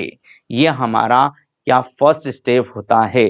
सेकंड स्टेप में हमारा हेलोजन फ्री रेडिकल CH4 पर रिएक्शन कर मिथाइल फ्री रेडिकल और मिथाइल Cl2 पर अगेन रिएक्शन कर क्या Cl फ्री रेडिकल बनाता है और लास्ट स्टेप में हमारे सारे फ्री रेडिकल अपना क्या प्रोडक्ट फॉर्म कराते हैं। तो इसका सही आंसर हम सबको दिख रहा है, क्या होने वाला है, समास विखंडन। ठीक, इसके आगे के सभी क्वेश्चन अब आपको नरेंद्र सर कराने वाले हैं। ठीक, वेलकम बैक स्टूडेंट्स। और अभी आपने देखा Mohammad Kanchwala sir and Rajesh Khodre sir ने आपको सॉल्यूशंस दिए। अब मैं आपके सामने हाजिर हूँ रिमेनिंग सॉल्यूशंस लेकर, और FLT चल रहा है तो कंटिन्यू करते हैं, ज्यादा बातें नहीं करेंगे ना, पहले क्वेश्चंस देख लेते हैं देन बाद में चेक करेंगे। चलिए, सो क्वेश्चन नंबर 81 से कंटिन्यू करता हूं मैं कि -1/3 oxidation state of nitrogen will be obtained in case of ammonia hydrazoic nitric oxide nitrous oxide निम्न में से किसमें नाइट्रोजन की ऑक्सीकरण संख्या -1/3 है। देखो, पहली बात तो फॉर्मूला इंपॉर्टेंट है, फॉर्मूला पता होता तो ये क्वेश्चन मेरे हिसाब से शायद जल्दी बन जाता आपसे, बट ठीक है, फॉर्मूला ना भी पता हो तो अपन इसको सॉल्व करते हैं। तो आप देखें यहाँ पे अमोनिया जो आ रहा है, अमोनिया का फॉर्मूला होता है NH3 और हाइड्राजोइक एसिड होता है N3H। हाइड्राजोइक एसिड क्या होता है, N3H। तो अमोनिया को देखें आप तो NH3 आ रहा है और हाइड्राजोइक N3H आ रहा है। तो N3H को देखेंगे आप तो नाइट्रोजन का ऑक्सीडेशन स्टेट निकालना है, तो 3x बनेगा +1 = 0, क्योंकि हाइड्रोजन का जो ऑक्सीडेशन स्टेट है वो +1 है और इस पूरे मॉलिक्यूल पर कोई चार्ज नहीं है, दैट्स वाई उसको यहाँ पे रखा है। तो 3x = कितना बन गया, -1, तो x = -1/3। तो x = -1/3 बना, मतलब हाइड्रोजोइक एसिड। तो हमारा इसका आंसर आ जाएगा B। ठीक है, आगे बढ़ते हैं। नेक्स्ट क्वेश्चन आपके पास आता है रिडॉक्स रिएक्शन का है, H2O3 - 2 है ना, मैं इक्विवेलेंट वेट ऑफ H2O3। तो बहुत इजी क्वेश्चन है, मैं इसको आपको समझाता हूं, एकदम बहुत ही सिंपल क्वेश्चन है ये। तो आपको ये जो क्वेश्चन नजर आ रहा है इसको आप देखें ध्यान से। तो मान लीजिए आपके पास ऐसा कुछ दिया हुआ है, दैट इज H2O3 - 2 प्लस यहाँ पे आपको दिख रहा है I2 और यहाँ पे बन रहा है S4O6 - 2 और यहाँ मिलेगा आपको 2I-। भाई रिडॉक्स रिएक्शन है, पहले चेक कर लेते हैं कि यहाँ पे जो ऑक्सीडेशन स्टेट आ रहा है इसका जो ऑक्सीडेशन स्टेट आएगा वो आएगा +3 और यहाँ ऑक्सीडेशन स्टेट आएगा इसका +4। तो +3 से +4 जाने में 2 इलेक्ट्रॉन्स का चेंज आएगा, टोटल जो चेंज आएगा 2 का चेंज आएगा, मुझे यहाँ पे 2 का मल्टीप्लाई करना पड़ेगा। ठीक है, +3 से +4 जाने में चेंज 1 का आया है 1 का, लेकिन यहाँ पे 2 सल्फर है ना, यहाँ पे 2 थे, यहाँ पे 4 थे, यहाँ 4 सल्फर हैं, यहाँ पे पहले 2 थे, इसलिए 2 का अपन को क्या करना पड़ा है, मल्टीप्लाई। तो नेट चेंज इसमें जो इलेक्ट्रॉन्स का आएगा वो 2 का आएगा, बात समझे। H2O3 में +3 है, S4O6 में +4 है। आप यहां से चलते हैं तो I0 से -1 मतलब 1 का चेंज, लेकिन ये 2 लिखा है यहाँ भी 2, तो ये 2 लिखा मैंने। तो नेट चेंज आ रहा है 2 इलेक्ट्रॉन का, ओवरऑल जो चेंज आ रहा है वो 2 का आ रहा है, 2 ही इलेक्ट्रॉन ऑक्सीडेशन में गए हैं और 2 ही इलेक्ट्रॉन रिडक्शन में आए हैं। अब आपको बोले इक्विवेलेंट वेट, तो इक्विवेलेंट वेट निकालने का बहुत सिंपल तरीका है, सभी का बता देता हूं। इसके मॉलिक्यूलर मास को m मान लो, तो ये लिखेंगे 2m, क्योंकि मॉलिक्यूलर मास m है पर कोफिशिएंट 2 है, तो 2m और नेट चेंज का मल्टीप्लाई। इसके मॉलिक्यूलर मास को m मान लो तो m/2, इसके मॉलिक्यूलर मास को m मान लो तो m/2, इसके मॉलिक्यूलर मास को m मान लो तो 2m/2, मतलब सबके मॉलिक्यूलर मास को m लिख लो, सबके मॉलिक्यूलर मास को m लिख लो और m को डिवाइड कर दो जो भी इलेक्ट्रॉन्स का चेंज आया है। तो इलेक्ट्रॉन्स का चेंज कितने से आया है, 2 से, मॉलिक्यूलर मास। अब पूछा आपसे किसका है, मैंने आपको सभी का बता दिया है। आपसे इस क्वेश्चन में पूछा है इक्विवेलेंट वेट ऑफ इसका H2O3 का, तो ये 2 से 2 कैंसिल हो गए। यहाँ पे देखिए क्या दिख रहा है, m, मतलब ये अणुभार के बराबर। बात समझे कि नहीं समझे, बहुत सिंपल तरीका है, इक्वेशन को पूरा बैलेंस कर लो, मॉलिक्यूलर मास को m से लिख लो और जो भी कोफिशिएंट दिखे आपको, जो भी क्या दिखे कोफिशिएंट, उससे क्या कर दें, डिवाइड कर दें। ठीक है, चलिए आगे बढ़ता हूं।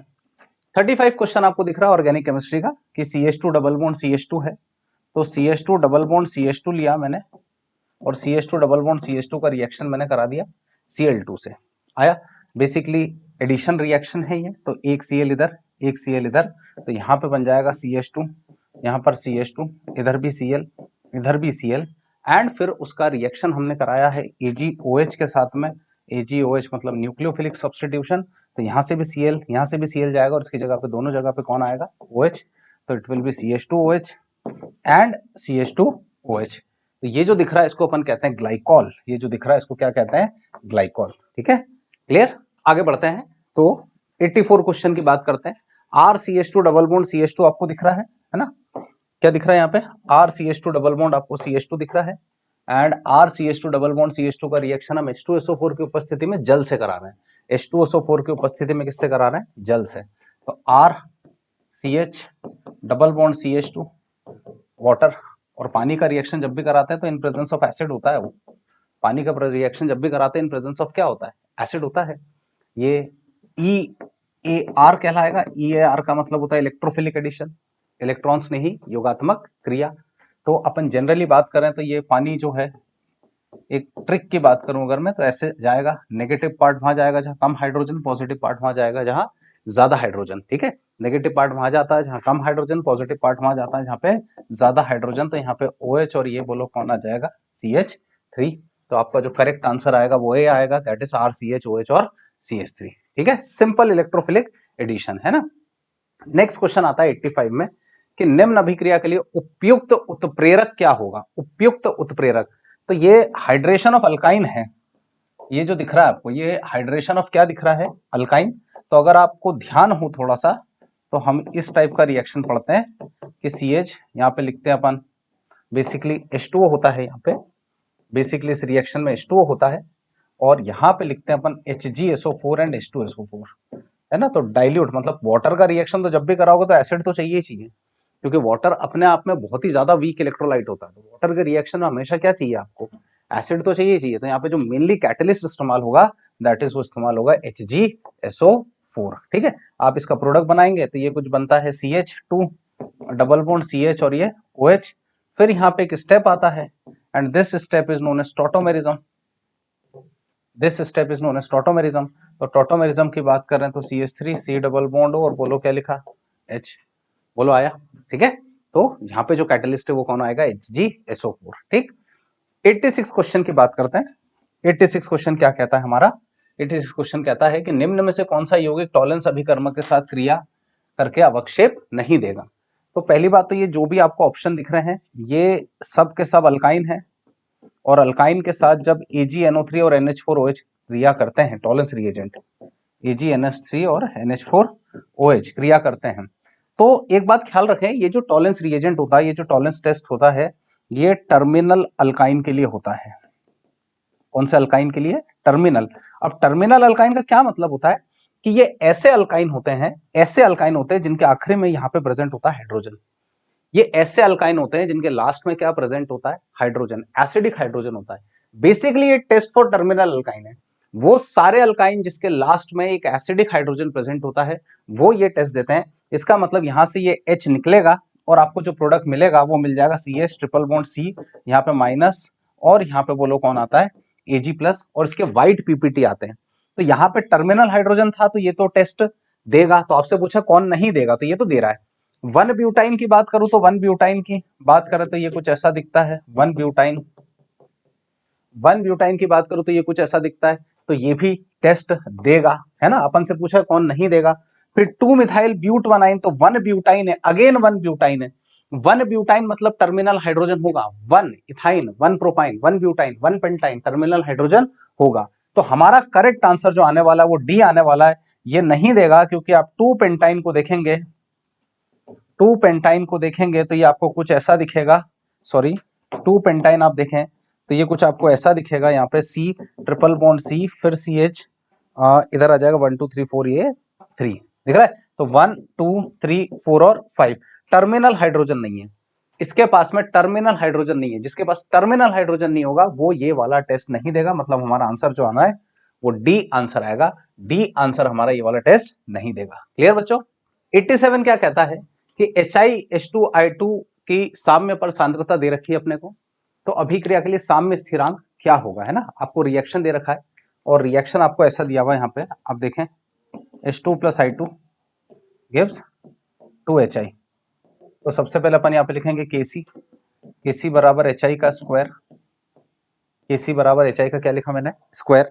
HI का स्क्वायर के बाद आप यहाँ पे क्या लिख लेंगे, H2, और यहाँ पे क्या लिखेंगे आप, I2। डन। अब यहाँ पे अपने को कॉन्सेंट्रेशन प्लेस करना है, तो KC बराबर HI का स्क्वायर। HI की जो सांद्रता दी है वो 0.7 दी है, तो 0.7 इंटू 0.7, और दोनों की दी है 0.1 और 0.1, तो ये 0.1 इंटू 0.1, ये पॉइंट सब कैंसिल, तो KC बराबर 7 7 जा बोलो क्या बना, 49। KC बराबर 7 7 जा 49, तो मेरा आंसर जो आया यहाँ पे C आंसर आया। क्लियर, बिल्कुल सिंपल। 88 क्वेश्चन की बात करता हूँ, ये भी इक्विलिब्रियम का है, पेपर बिल्कुल बैलेंस्ड है एकदम, है ना। और 88 क्वेश्चन कहता है कि निम्नलिखित साम्यावस्थाओं के लिए आपको दो अलग अलग इक्वेशन दी है ना। इक्विलिब्रियम कांस्टेंट K1 और K2 में रिलेशन निकालना है। आप पहली वाली इक्वेशन को देखें जरा, फर्स्ट इक्वेशन को देखो, तो फर्स्ट इक्वेशन आपको NO प्लस कितना दिख रहा है, half O2, NO plus half O2, है ना। और NO प्लस हाफ O2 के बाद यहाँ पे लिखा K1 और यहाँ पे लिखा NO2 गैस, ऐसा लिखा है, बात समझे। और सेकंड इक्वेशन में देखें आप, तो यहाँ पे लिख रहा है, सेकंड इक्वेशन जो दिख रहा है वो दिख रहा है ट्वाइस ऑफ NO2, है ना। और ट्वाइस ऑफ NO2 आपको दे रहा है twice of NO plus O2। मतलब एक तो देखें आपकी मेन इक्वेशन ये मेरी K1 थी और ये मेरी इक्वेशन क्या थी, K2। आप K2 को देखें तो उसमें इक्वेशन को रिवर्स करके 2 से मल्टीप्लाई करा है, इक्वेशन को रिवर्स करके 2 से मल्टीप्लाई करा है। सुनिएगा मेरी बात को ध्यान से, इक्वेशन को रिवर्स करके 2 से मल्टीप्लाई करा है। तो जब इक्वेशन को रिवर्स करके 2 से मल्टीप्लाई करते हैं तो जो K2 आएगा वो आ जाएगा K1 की पावर में स्क्वायर, K1 की पावर में स्क्वायर। K2 बराबर 1 अपॉन K1 की पावर में क्या होता है, स्क्वायर, क्योंकि जब भी इक्वेशन को रिवर्स करते हैं तो K का वैल्यू हो जाता है इनवर्स और n से मल्टीप्लाई करते तो वो जाएगा पावर में, तो K2 बराबर K1 की पावर में square, that is C answer. ठीक है, चलो नेक्स्ट क्वेश्चन की बात करता हूं, कुछ छूट गया क्या, हाँ 89 क्वेश्चन की बात करें अपन, थर्मोडायनेमिक्स से सवाल पूछा गया आपसे, और थर्मोडायनेमिक्स का सवाल है। तो बोला जब 0 डिग्री सेंटीग्रेड का बर्फ के 1 मोल को जल में रूपांतरित किया जाता है, मतलब H2 आपका सॉलिड था, है ना, यहाँ पे देख लीजिए आप, बोला है what is the entropy change, entropy निकालना है ना। When 1 mole of ice is converted into water, 1 mole of ice is converted into liquid, है ना, इनटू वाटर एट कितना है 0 डिग्री, एंथैल्पी चेंज दे रखा है और एंट्रोपी निकालना है। एंट्रोपी निकालना तो बहुत सिंपल है, इसको मैं कहूंगा एंट्रोपी ऑफ फ्यूजन, फ्यूजन मतलब गलन, तो यहाँ पे लिखेंगे डेल एच ऑफ फ्यूजन, गल जाना, अपॉन बोलो क्या लिखूंगा, टेम्परेचर, बोलो आया।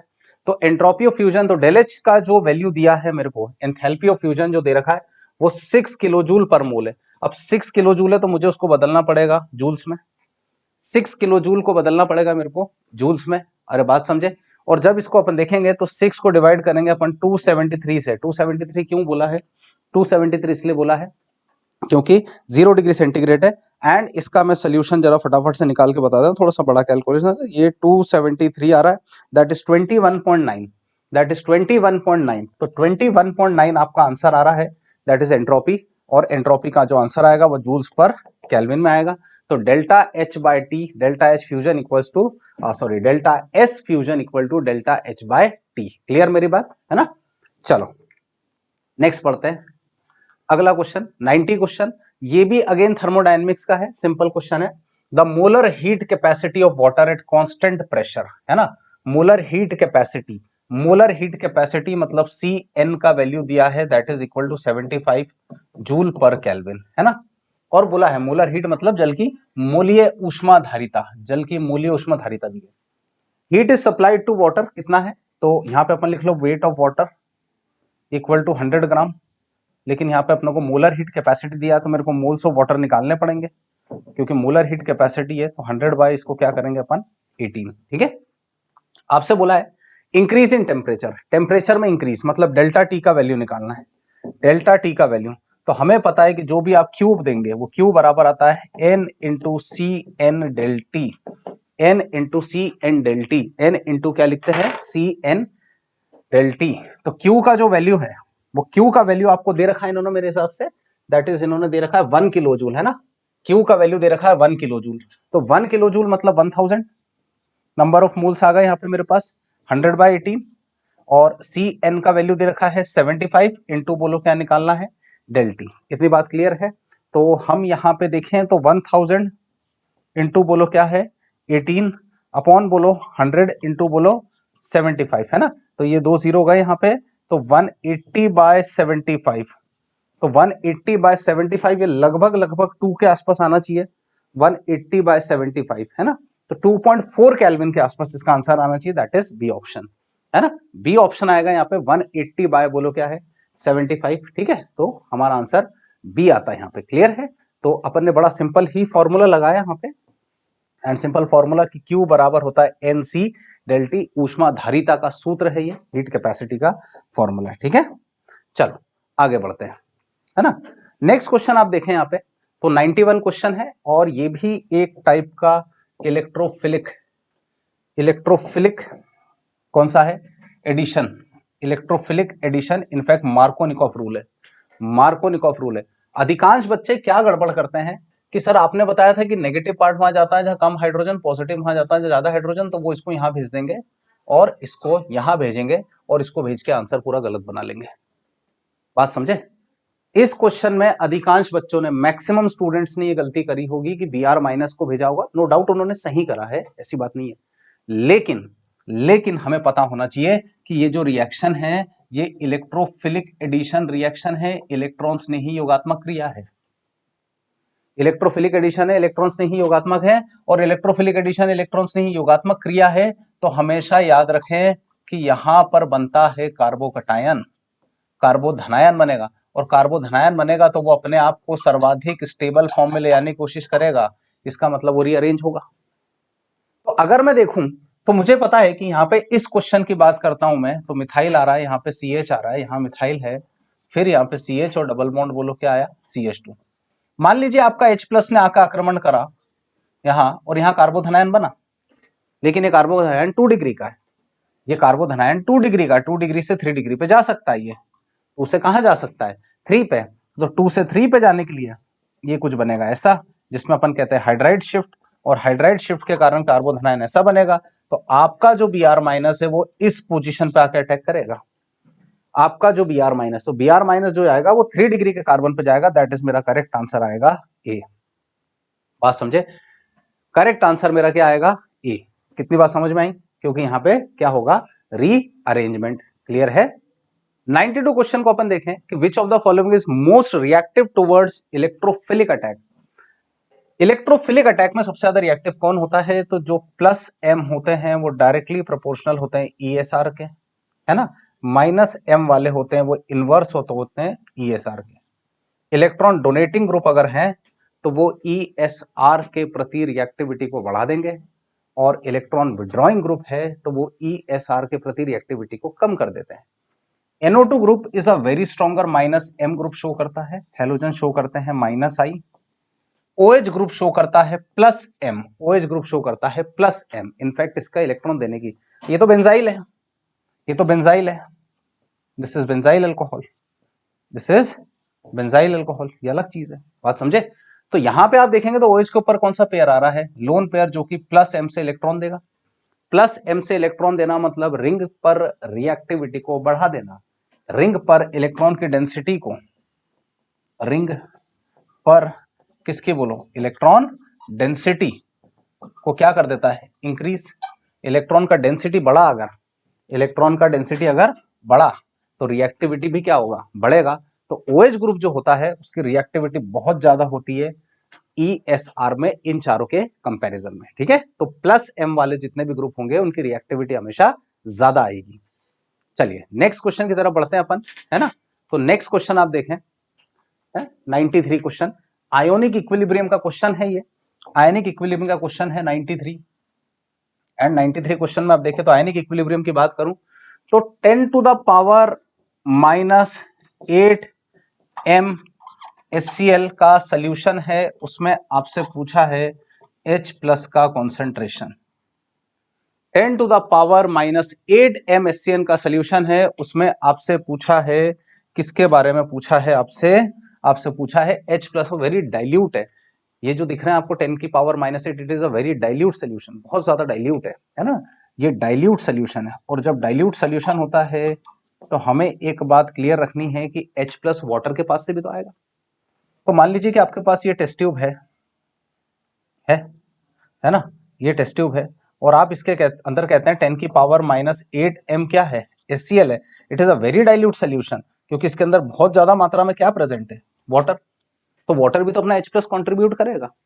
तो आप ध्यान से देखें कि जब मुझे यहाँ पे मैं H+ नेट की बात करता हूँ कि टोटल H+ मेरे पास कितना है, तो मुझे पता है यहाँ पे H+ आएगा HCl से और यहाँ पे H+ आएगा वाटर से। H+ आएगा HCl से और H+ किससे आएगा, वाटर से। बात समझे, टेम्परेचर अपने को 298 दे रखा है। तो H+ की अगर मैं बात करता हूँ नेट, तो HCl से जो आया वो 10 की पावर -8 आया और वाटर से आएगा 10 की पावर -7। पानी से जो भी आएगा H+ वो 10 की पावर कितना आएगा, -7। तो 10 की पावर में अगर -7 को कॉमन निकालता हूं तो ये बचेगा 10 की पावर -1 प्लस 1, तो लगभग ये आएगा 1.1 इंटू 10 की पावर -7, है ना। तो क्लोज टू 10 की पावर कितना है, -7। तो मेरा जो आंसर आएगा वो बी आएगा, दैट इज 1.05। एक टेंटेटिव अप्रोक्सीमेट आंसर अपन ने निकाला है। क्लियर है। तो H+ इस केस में दो जगह से आएंगे because it is a very dilute solution, that is from HCl and H2O। ठीक है, चलो आगे बढ़ता हूं मैं। 94 क्वेश्चन को आप देखें, एक बफर विलयन के में समान सांद्रता के B- तथा Hb उपस्थित है, तो B- के लिए Kb का मान है ना। अब यहां पे एक चीज देखें कि B- के साथ Hb है, तो ये जो B है इसको तो मैंने मान लिया सॉल्ट, सॉल्ट मतलब लवण, और ये H है ना, H मतलब क्या होता है, एसिड। एक को मान लिया सॉल्ट, एक को क्या मान लिया मैंने, एसिड। तो भाई मेरे एसिडिक बफर है ये। तो एसिडिक बफर की बात करें तो पीएच बराबर बोलो क्या होता है यहाँ पे, pKa plus log of concentration of salt by acid, concentration of salt by acid. तो पीएच बराबर होता है pKa plus concentration of salt by acid. And हमें एक बात पता है कि आप देखो यहाँ पे Kb दिया है, Kb का वैल्यू दिया है 10 की पावर -10, तो pKb आ जाएगा आपका 10, तो pKa आपका आ जाएगा 4, क्योंकि अपनों को पता है कि pKa plus pKb equal to होता है 14, इक्वल टू क्या होता है 14। मेरे पास स्पेस कम है, मैं यहां लिख दे रहा हूं। तो pKa plus pKb equal to क्या होता है 14। तो यहां से pKa का वैल्यू 4 मुझे मिला। बात समझे। अब देखो Kb का वैल्यू दे रखा है आपको, Kb का वैल्यू 10 की पावर कितना दिया है, -10, है ना। तो pH बराबर अगर मुझे निकालना है तो pKa का वैल्यू है 4 plus log of concentration of salt by acid, दोनों को इक्वल दे रखा था, इक्वल कॉन्सेंट्रेशन, एसिड और सॉल्ट का कॉन्सेंट्रेशन क्या दिया है, इक्वल। तो log of concentration of salt by क्या दिया है बोले, एसिड। तो ये पूरा कैंसिल हुआ, ये गया, तो पीएच बराबर बोलो कितना आ गया, 4। तो मेरा आंसर यहाँ पे पीएच इक्वल टू कितना बना, 4। अरे बात समझे कि नहीं समझे। तो पीएच बराबर 4 plus log of salt by acid. ठीक, चलो आगे बढ़ता हूं मैं। 95 क्वेश्चन की बात करूं तो कार्बन के संकरित कक्षों के विद्युत ऋणता का सही क्रम, ये तो बहुत ही इजी क्वेश्चन है यार, इस क्वेश्चन में तो गलती होनी नहीं चाहिए थी। The correct order regarding the electronegativity of hybrid orbital, तो जाहिर सी बात है, अब इस क्वेश्चन को मैं बहुत ज्यादा डिटेल में नहीं जा रहा हूं, आपको पता ही होगा ये। तो मोस्ट इलेक्ट्रोनेगेटिव जो होता है वो sp होता है, sp के बाद उससे कम sp2 आता है, उसके बाद sp3 आता है, क्योंकि अपन ने पढ़ा है कि percent of s character, percent of क्या लिखा है, s character directly proportional to क्या लिखा, electronegativity. Percent of s character is directly proportional to electronegativity. तो sp का जो इलेक्ट्रोनेगेटिव कैरेक्टर आएगा वो सबसे ज्यादा आएगा। ठीक है, चलो 95 के बाद 96 क्वेश्चन की तरफ बढ़ते हैं अपन लोग। विच of the following represents the correct order of increasing electron gain enthalpy. भाई जब अपन इलेक्ट्रॉन गेन एंथैल्पी की बात करें तो ग्रुप 16 का वैल्यू हमेशा कम आता है ग्रुप 17 से, ये बात अपनों को क्लियर रखनी है कि ग्रुप 16 का वैल्यू ग्रुप 17 से हमेशा कम आता है। एंड सेकेंड पीरियड जो एलिमेंट होते हैं उनका डेलेचीजी का वैल्यू कम होता है किससे, थर्ड पीरियड। ये दो बातें मैंने आपको बहुत अच्छे से बताई है। ग्रुप 16 के डेलेचीजी का वैल्यू हमेशा कम आएगा, ग्रुप 17 का हमेशा ज्यादा आएगा, सेकंड पीरियड की वैल्यू कम होगी, थर्ड की ज्यादा। तो ये दो ही दिख रहे हैं। तो आप देखो ना यहाँ पे ऑक्सीजन, सल्फर और ये फ्लोरीन और ये क्लोरीन, तो ये 16th ग्रुप और ये कौन सा है 17th।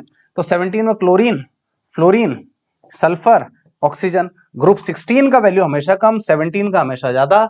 17 में भी किसका ज्यादा, थर्ड पीरियड के एलिमेंट का ज्यादा और सेकंड पीरियड का कम। तो ऑक्सीजन, सल्फर, फ्लोरीन और chlorine, that is B answer. ठीक है, चलो आगे बढ़ते हैं। 97 question, which of the following hydration energy is higher than lattice energy.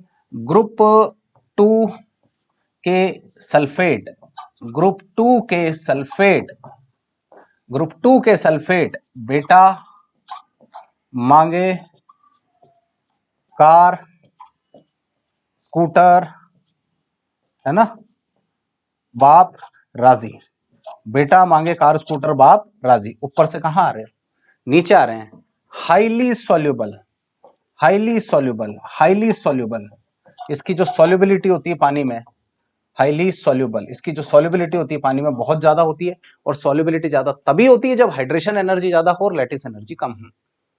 Ionic compound की सॉल्युबिलिटी के अपन हाइड्रेशन एनर्जी, लैटिस एनर्जी देखते हैं। यहाँ पे सॉल्युबिलिटी BeSO4 की सबसे ज्यादा होती है। BeSO4 तो ऑप्शन में है ही नहीं, तो जाहिर सी बात है फिर आंसर क्या आएगा इसके नीचे, MgSO4, है ना। BeSO4 नहीं है तो फिर उसके बाद वालों को देखेंगे अपन, तो ऊपर से नीचे आने पे सॉल्युबिलिटी कम हो रही है, मतलब इसकी हाइड्रेशन एनर्जी ज्यादा, सबसे ज्यादा hydration energy BeSO4। Ionic compounds की सॉल्युबिलिटी को हम लैटिस एनर्जी और हाइड्रेशन एनर्जी के बेसिस पे देखते हैं। हाइड्रेशन एनर्जी ज्यादा तो सॉल्युबिलिटी भी ज्यादा, तो चारों में किसकी ज्यादा, क्योंकि हाइड्रेशन एनर्जी डिपेंड करती है साइज पे। बात समझे, साइज ऑफ केटायन जो होता है, साइज ऑफ केटायन, है ना, इस इनवर्स ऑफ बोलो क्या होता है, He। जितना छोटा हाइड्रेशन एनर्जी उतनी ज्यादा। क्लियर। 98 क्वेश्चन की बात करते हैं। तो आप देखें क्या दिया हुआ है, 4 diatomic species are listed below in different sequences, which of this present the correct order of their increasing bond order. नीचे अलग अलग अनुक्रम में 4 द्विपरमाणु स्पीशीज दिए गए हैं ना। तो अपन एक काम करते हैं, इस क्वेश्चन को अपन बहुत इजीली सॉल्व कर लेंगे। जैसे फॉर एग्जांपल आप देखें तो यहां पे मैं बात करता हूं, सबसे पहले इलेक्ट्रॉन्स काउंट कर लो। तो C2 में इलेक्ट्रॉन्स जो आ रहे हैं, C2 2 माइनस, है ना। तो इसमें जो इलेक्ट्रॉन आ रहे हैं, तो कार्बन में होते हैं 6, 6 और 12, तो 14 इलेक्ट्रॉन्स है यहाँ पे 14 इलेक्ट्रॉन्स आ रहे हैं, 6 और 6 12 और 14। और जब 14 होता है तो उसका बॉन्ड ऑर्डर आता है 3.0। ठीक है, उसके बाद अपन मेनली स्पीशीज देखते हैं, NO देख लेते हैं। तो NO में जो इलेक्ट्रॉन्स हो रहे हैं यहाँ पे, NO में 7, 7 + 8, 7 + 8 मतलब 13 इलेक्ट्रॉन्स है, तो ये आएगा 2.5, है ना, 2 पॉइंट कितना आ जाएगा 5। फिर आप देखें तो आपके पास दिख रहा है O2 माइनस, तो O2 माइनस की बात करता हूं मैं, है ना। तो O2 माइनस की बात करूं तो O2 मतलब 16, और 16 के बाद ये आ गया 15 इलेक्ट्रॉन, है ना।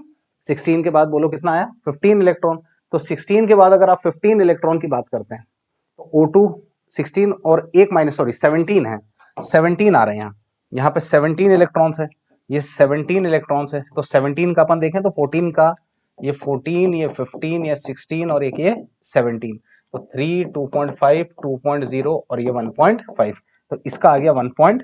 क्लियर है। एंड यहाँ पे He2 प्लस दिख रहा है, He2 प्लस दिख रहा है। तो He2 प्लस को देखें अपन बॉन्ड ऑर्डर में, तो बॉन्ड ऑर्डर की बात करें तो हीलियम आ रहा है He2, और ये बोलो कितना आ रहा है प्लस। तो यहाँ पे आप देखें तो इसका थोड़ा सा अपनों को इस तरीके से करना पड़ेगा। यहाँ पे देखें अपन तो ये 2, ये 2, है ना, और He2 बोला है तो 4 इलेक्ट्रॉन्स होने चाहिए। He2 में कितने होने चाहिए, 4, लेकिन यहाँ पे एक प्लस है तो मतलब ये गया, तो ये आ जाएगा आपका 2 - 1/2 = हाफ। इसका बॉन्ड ऑर्डर हाफ आ रहा है, तो He2 प्लस का सबसे कम आ रहा है और C2 का सबसे ज्यादा आ रहा है। He2 प्लस का सबसे कम और C2 का सबसे ज्यादा, दैट इज बी आंसर। ठीक है, चलो आगे बढ़ते हैं। वेरी सिंपल केमिकल काइनेटिक्स का क्वेश्चन है, वेरी सिंपल केमिकल काइनेटिक्स का क्वेश्चन है। केमिकल काइनेटिक्स क्या कह रहा है यहाँ पे मेरे को, कि for a reaction 2NO + Cl2 gives 2NOCl, for a reaction 2NO + Cl2 gives 2NOCl। बात समझे, when the concentration of Cl2 is double, rate of reaction becomes 2 times। जब Cl2 को डबल करा, जब Cl2 को डबल करा, Cl2 को double करा, Cl2 को डबल करा तो ROR भी डबल हो गया। Cl2 को डबल करने पे ROR भी डबल हो गया, मतलब फर्स्ट ऑर्डर हो गया। ये कॉन्सेंट्रेशन को डबल करने पे ROR भी डबल, तो फर्स्ट ऑर्डर। कॉन्सेंट्रेशन को डबल करने पे ROR भी डबल, है ना।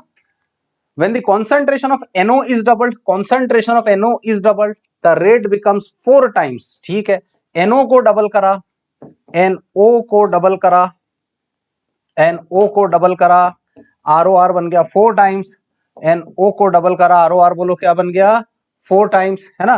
तो यहाँ पे आपका आ गया ये सेकेंड ऑर्डर। तो ओवरऑल ऑर्डर मैं काउंट करूं तो ये रेट बराबर बोलो क्या बनेगा K। यहाँ पे आ गया आपके पास में Cl2 की पावर में 1 और NO की पावर में 2।